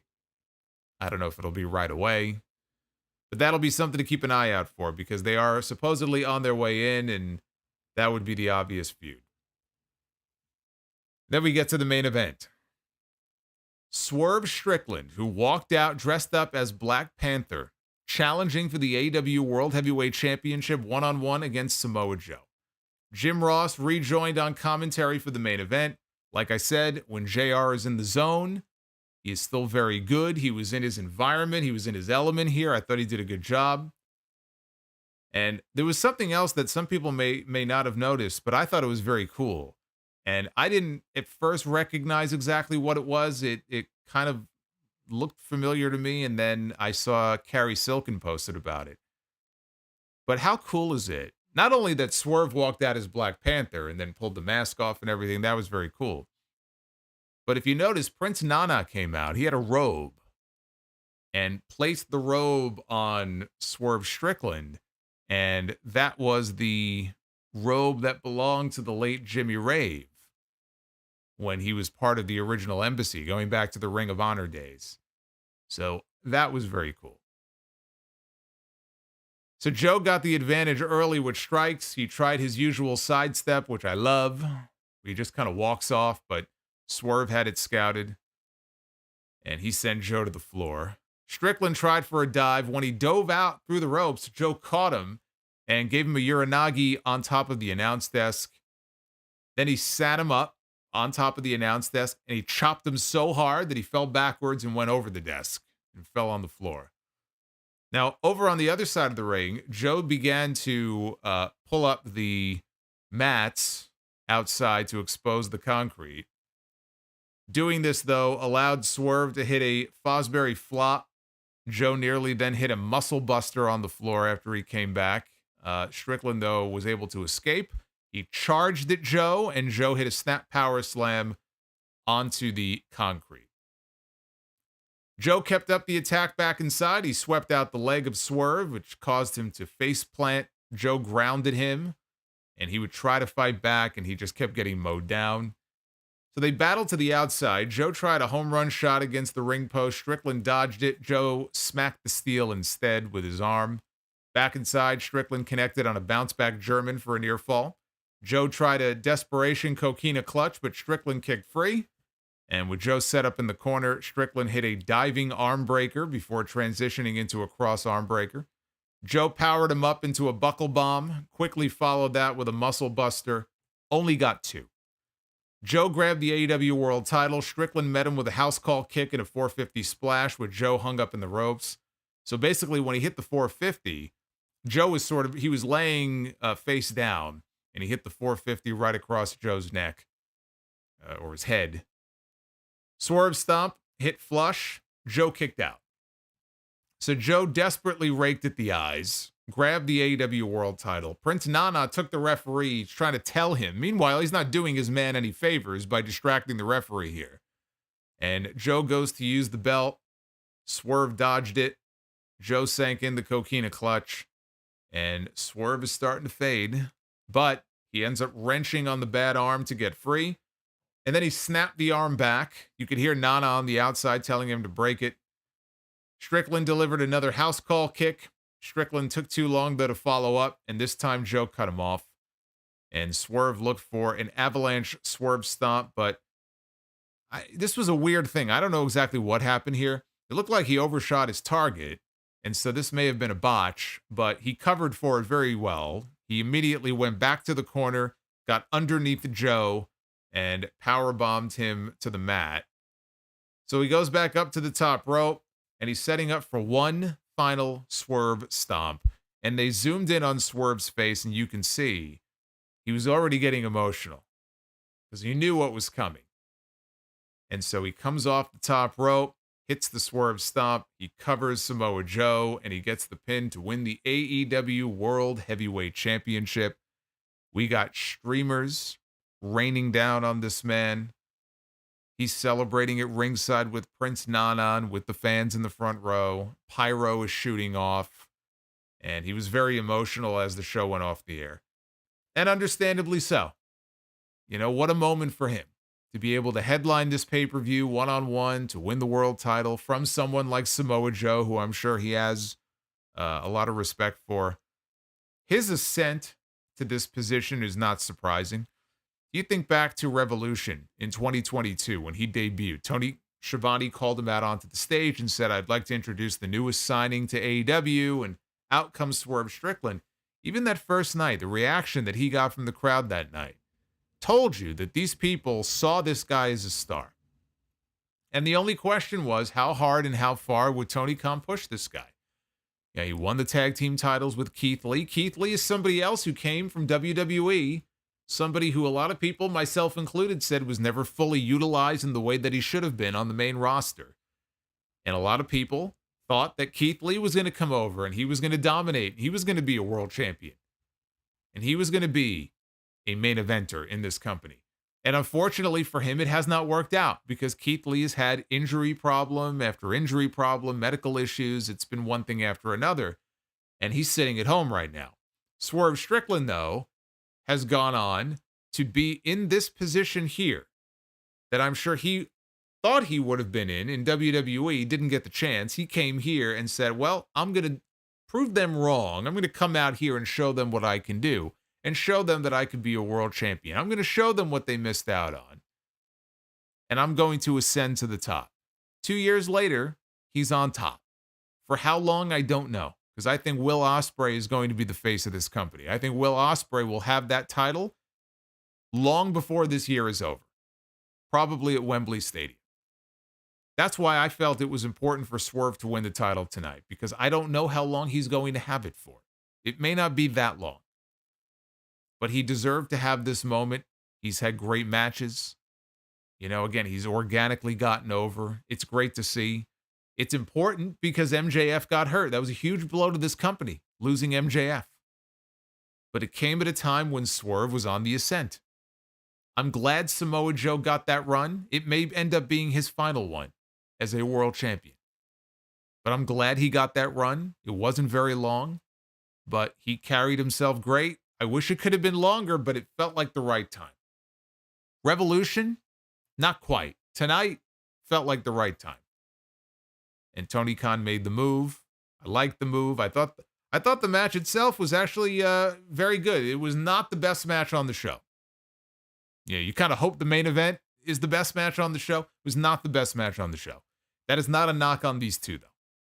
Nothing was going to top what we got with Ospreay and Danielson. It just wasn't going to happen. But I still think they had a very good match. And it closed out what overall was an excellent pay-per-view. AEW is very good. Tony Khan is very good with these pay-per-views and putting together these cards that on paper look very strong. And just sending his people out there to do what they do best, which is put on great wrestling matches. And that's what Dynasty was. You had a very good main event. You had a very good tag team ladder match. If you're into the crazy spots and the blood and the weapons and all that stuff, you got that in that match. For me, I was looking for the strong wrestling matches on this show. I was looking for Ospreay's match. I was looking for the Okada match. I was looking at the Roderick Strong Kyle O'Reilly match, which was also very good.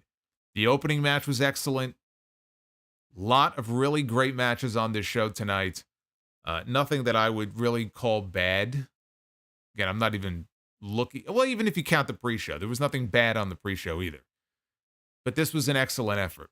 I will throw this in. As far as a potential first challenger for Swerve, I know some people were asking before who gets the first shot. Hangman Page would seem to make a hell of a lot of sense to me because he has unfinished business with this man. I don't know where he's been. I don't know if he's out for a specific reason or they're just holding him out, until Swerve wins the title, and now we're going to see him back on TV this week. There is unfinished business between those two men. I could see him being the first challenger to that world title. Maybe that's the Double or Nothing main event. Maybe we get one more match between Hangman and Swerve. As I said before, Swerve owes a lot to Hangman. Hangman put him over 2 straight last year. That was huge. You cannot minimize how big that was for Swerve's progression in the eyes of the fans in this company. Getting those 2 wins over Hangman was a big deal.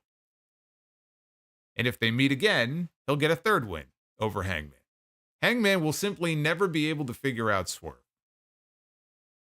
He should never beat him. It could be the thing he takes to his grave, the fact that I just couldn't do it. I couldn't beat this man. But we'll see. We'll see who ends up as the first challenger here. This was a great show. And Twitter poll here has it at 79% thumbs up, 11% thumbs in the middle, and 10% thumbs down. So you can vote. What did you think of AEW Dynasty 2024 at Solomonster on X? Is the place to go to vote in the poll. And you guys can let me know what you thought of tonight's pay-per-view. I saw a lot of enthusiasm for it. It's always good to get a great pay-per-view, especially when it's $50. I will say this also. I should probably mention this. This was the first show, and I hope they continue to do this, where they had it available on multiple platforms. So you could have it on Bleacher Report, you could have it on Fight TV, you could have it on YouTube. I ended up buying the pay-per-view on YouTube, which I've never done before.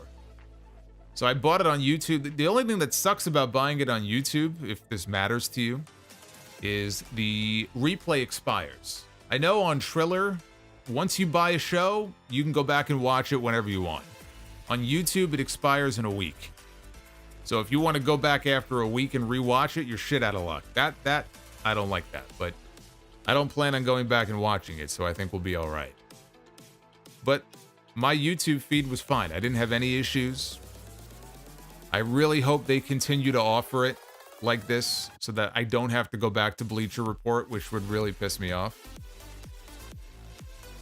So I wanted to mention that because there's been nothing but problems in the past, and thankfully I didn't have that problem tonight. But let's start with the early super chats here that came in before I went live.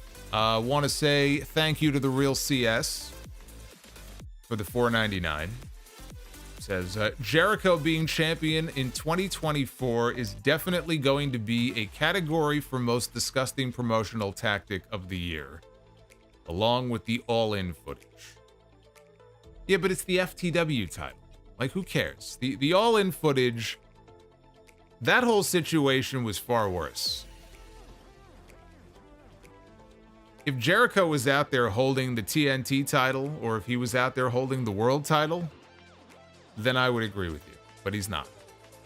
Dick the Cock Johnson says, locked in big match Jim Ross is still godly. JR was on his A game tonight. Oz and Glorious, what a fucking great pay-per-view. I agree. This journey called life, this was a fantastic pay-per-view top to bottom. Real CS says, someone asked on Twitter, what title is the richest prize? And I send the WWE title, or I say the WWE title will always be because of its 50-plus year history. Do you agree? The richest prize? I guess. I mean, it's all a matter of perception. If you're a WWE fan, you're going to say the WWE title. I still think the IWGP title is way up there. I might even say the IWGP title. But I think it really just boils down to what you're a fan of. If you're not a WWE fan, then the WWE title doesn't mean shit to you. Omar says, man, AEW is just like watching a rerun of 2000 WCW. That Danielson and Ospreay match reminded me so much of David Arquette and Vince Russo winning the heavyweight title. Like, they're the same thing. That's right. The troll job is strong here with Omar. Hey Omar, thank you though. Thank you though for the $10. I appreciate it. We have got Blind Sir says, good to see Hook. Good to see Hook put over new young talent. Isn't it? I think that Jericho guy is going places. Jazz Jackrabbit says the Acclaimed, once the hottest act in AEW, have not been on the main pay-per-view since Wembley. 4 pre-shows plus Rampage. Tony Khan saw Wardlow and said, "Hold my coke." Yeah, they have cooled off significantly. And look, not everybody is going to be able to maintain that level of popularity, but I can't say that Tony Khan has done much to really enhance it. Again, they hadn't even defended the Trios title since January 24th. Why are they even walking around with them? What is the purpose of them? What purpose do they serve? How is it helping them? Jessica, Danielson versus Ospreay was worth the price of the pay-per-view alone. Pure brilliance. Bender McSimpson, whose house? Says Bender. It'd be Swerve's house. Rodimus Prime with the 12 from Danielson versus Ospreay to Swerve becoming champion tonight was one of the greatest moments in AEW history. Definitely a pay-per-view of the year candidate. It's a great show. It looked strong on paper coming in and it delivered. Bender says people are going to be so mad when the scapegoat becomes a massive heel. I hope he does. That's the whole point. You want him to get massive heat. You want him to become a draw. You know, I mean, that whole situation cost them their biggest draw. So I would hope that out of that, Jack Perry can actually turn into a draw for them. But that's going to rely also on Tony Khan's booking. M. Mills, thank you for the 8. Michaela says the close-up shot of Jack Perry smirking with the CM Punk fangirl mad in the background was absolutely priceless. You know, I didn't even notice the fangirl, but that just makes it even better. Sean Plickta, Danielson Ospreay was a classic until the horrific injury angle finished. Some matches did not need to be on the show. B grade overall. Yeah, if they would have just went from the Danielson match to the main event, like if they could have found a match to cut from the show, like one match less would have been perfect. But they always throw that extra match in there, and then you got Swerve and Joe, who are not even going to they're not even going to the ring until almost 11:30. It's like, all right, this is one too many here. Bender says need to go back and watch the Okada Pac match, but Bryan versus Ospreay was amazing. Black Wolf with the 10 spot. Congratulations to Swerve for his destined victory. However, where does this now leave Samoa Joe, given that he won the belt due to MJF and Adam Cole being hurt? Also, why bury Wardlow again after that promo? Why not bury Wardlow? It's become a pastime here in AEW just to bury Wardlow. So you're asking the wrong question. The question isn't why. The question is why not? As far as where it leaves Samoa Joe, I hope it doesn't leave him off TV. I would like for him to maintain a presence on TV and not disappear or go to Ring of Honor. I hope they find something for him to do. Find a program for him. His presence is needed on these shows. Again, he brings a level of authenticity to what he does that not a lot of people have. What makes him stand out. The Dark Paragon says, I was there. Mercedes got no reaction on the Tron. Wow, so they did show her on the Tron, and I was right. She got no reaction. That's not good. We got SMC Fee 101. Solomonster, love your work. I look forward to your streams every week. Do you think the EVPs being wrestlers is a problem that AEW needs to solve? Well, they're not going to, but I've been saying for a while, I said it going back to the whole Brawl Out thing. I said having wrestlers as executives in the company is a problem. It presents a conflict. And, you know, if I'm Tony Khan, I want to minimize the appearance of any conflict as much as possible. I mean, just for appearance sake, it could cause so many issues and it could cause all kinds of drama that you just don't need. So yes, I think it does present a problem. And that's not going to change, though, obviously, because Tony Khan is not making any moves in that direction. If he was going to, it would have happened after Chicago 2 years ago. The fact that it didn't happen then means that the EVPs are here to stay. Brian Ramos Swerve and Willow are new champions. Let us remember the days when Big Swole said there was no representation of black talent in AEW. How times have changed. It's great to see. I love Willow. I love Swerve. Two very deserving people in those spots. Hey, Toni. Have a good night, Toni.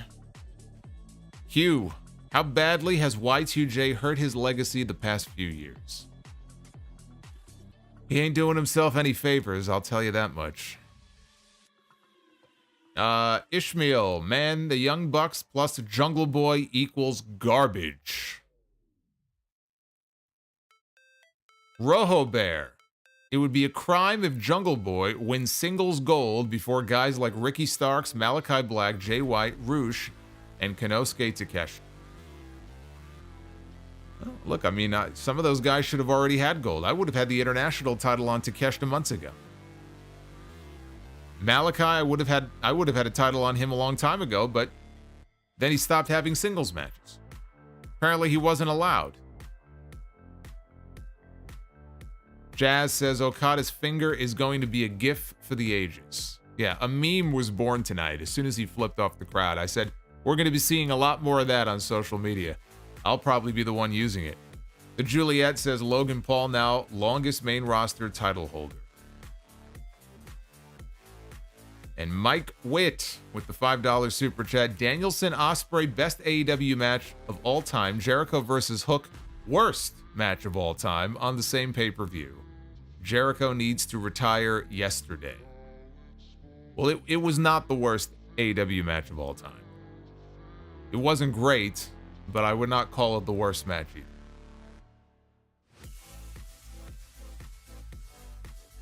So thank you guys for the super chats. I appreciate it. I know we have a couple more coming in here. Chris Manson with a $4.99 coming in says, I'm curious to know what is your number one women's match in AEW. I'm assuming Mercedes will be in this list by year's end. Don't assume anything. I would expect that she will have many great matches in AEW, but until we actually see them, I would not assume anything.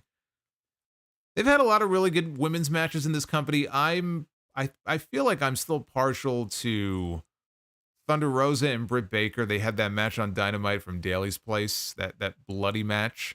That was really good. I love the Toni Storm Jamie Hayter match, though, from Full Gear a couple of years ago. That I might go with that one. I know I'm forgetting a couple of them. Yeah, I'll tell you what, there was a great television match during Jamie's run. I think it was when she was the champion. She had a great match on Dynamite against Shida. I think it was in San Antonio, Texas. I still remember this. That was a great match. I think that was the main event. It was the Holiday Bash. It was like one of their Holiday Bash shows. So as far as my favorite, though, I don't know. You know what? I might go with Toni and Jamie from Full Gear. 2022, I guess it would have been. That was a great match. Go Ace says, Ospreay's match hit like Holloway. I was burnt after. I did see that knockout. The Max Holloway knockout. I did see that. 1 second left in the round. Drops the guy like a bag of dirt. Turtlehead. What if Darby were to be the one to beat Swerve given their history? Not soon, but way down the line. I don't see it. I mean, if you're asking me if I think it's going to happen, no, I don't see it. Turtlehead with the $4.99. Well, that was Turtlehead. I meant Mike. Mike says Swerve versus Ospreay in London is going to be amazing. I think that's your main event for All In. I think it's Swerve Strickland to Will Ospreay for the AEW World Championship. I still think that Bryan Danielson is going to wrestle Nigel McGuinness on that show. I feel like the match to do at Wembley, assuming we get her back before then, is Mercedes and Jamie Hayter. Whether it's for a title or not. Like, I'm already in my head, I'm already booking out the Wembley show. And in my head, I see Swerve and Ospreay. I see Danielson and McGuinness. I see Mercedes and Hayter. I see, well, it depends on their health, but if they were to be back in time, I would have MJF and Adam Cole on the undercard. 1 year after they were in the main event, you do one-on-one MJF and Adam Cole. I think tag team titles, I could see Young Bucks and Motor City Machine Guns, or maybe like a multi-team match. I could see that being for the tag team titles. What else would be the key matches on that show? I'm trying to think of what the key ones would be. Well, I mean, I guess those would be the key matches. Kenny Omega, if he were to be back, would be challenging Okada for the international title, or the Continental title, excuse me. So what is that, 5? That's like 5 key matches right there already. But like so many of these things depend on injuries, you know. Are they going to have Kenny back by then? They may not. Are they going to have Cole and MJF back by then? MJF, I would think, would be back by then. Cole, I don't know. I mean, again, Cole really fucked up his leg. I mean, and more than people realize. That was a very serious injury. But if they can get these people healthy and back by then, man, that card is going to be fucking unbelievable with some of the matches that they could do. Jericho retirement match at Wembley. I like the way you think. That's why I'm God says Jericho retirement match at Wembley. Yes, but against who? Would it be Hook? Would you have Hook retire Chris Jericho at Wembley Stadium and win back the FTW title? Oz and Glorious says, shout out to that super angry and super hot Punk superfan in the shot with the Jack Perry reveal. She looked livid. And Go Ace says, both my teams' playoff games tomorrow. Should I call out? You can call out of work, just don't call out of the Monday Night Raw stream. So I'm going to be here streaming live. I expect you to be here with me. All right, the goal tonight for Be the Booker was 500 likes. We are currently sitting at 586. So thank you for that. Please keep hitting that like button on the video. It does help out quite a bit. And right now, let's go ahead and be the Booker. Ladies and gentlemen, it is now time to be the Booker. There he is, the new world champion, Swerve Strickland. Tag team Be the Booker here at 2:30 in the morning. A little later than I would like for it to be, but such is the case with these AEW pay-per-views. Seems to always work this way. We begin with the fabulous Freebirds. We got Buddy Roberts. We got Michael P.S. Hayes and Terry Bam Bam Gordy. Freebirds. I feel like we've had a few Freebirds matches here in Be the Booker. Freebirds going to be taking on the Dudley Boys. Draped in gold in that photo. Now, what titles are those? Those are I see the WWF tag titles, I think, right? The WCW tag titles, which they won. I guess that would have been during the Invasion period. I don't know what those other belts are. I guess the ECW, right? ECW tag team titles? TNA, maybe? I don't know. But that would be a hell of a match. Dudley's and the Freebirds. You get to see it only in Be the Booker. All right, women's Be the Booker. Got to have a great women's match, man. I'm just talking about booking a great match between Mercedes and Jamie Hayter for Wembley Stadium. Let's see what we come up with here. We begin with Gail Kim, the former TNA Knockouts champion and WWE women. Well, I guess she would have been the Divas champion, right? Was it still women's title or was it the Divas? I think it was the Divas title when she won it. I think she won it in 2008. I believe. Gail Kim. One-on-one. Oh my God. We just landed on this woman on Friday during the SmackDown review. Look at this. It's Mae Young Mania running wild here and Be the Booker. We just landed on her. What was the match that we booked the other night? It was Mae Young against someone. I don't remember who it was.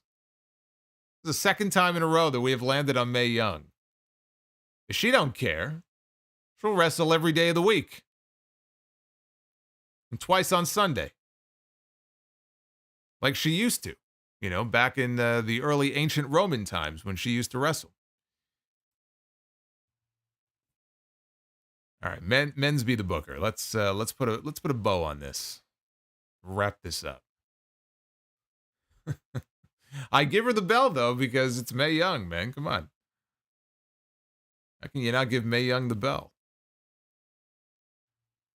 All right, men's Be the Booker. We begin with the master and the ruler of the world, Psycho Sid. Man, Sid back in 96 was more over than anyone else I can think of. For whatever reason, those people, when Sid came back at the end of 96, man, they were hugely into Psycho Sid.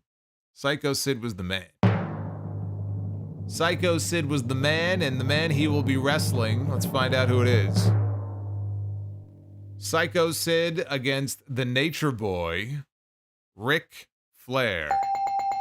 And that means here for Dynasty Sunday, we have gotten ourselves a clean sweep.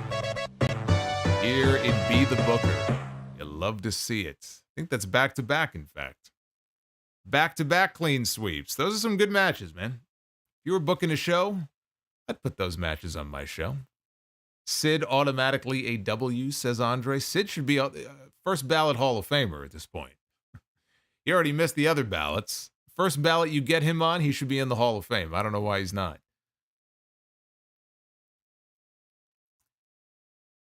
Anyway, thank you guys for choosing me for your Dynasty coverage here tonight. An excellent pay-per-view. Don't forget, Jon Moxley is defending the IWGP title in the main event on Wednesday. They're going to be back home at Daly's place. He is defending it against Powerhouse Hobbs. We'll see if we get any big surprises or returns, as I think we will on that show, or if we get the first Jack Perry promo since his return.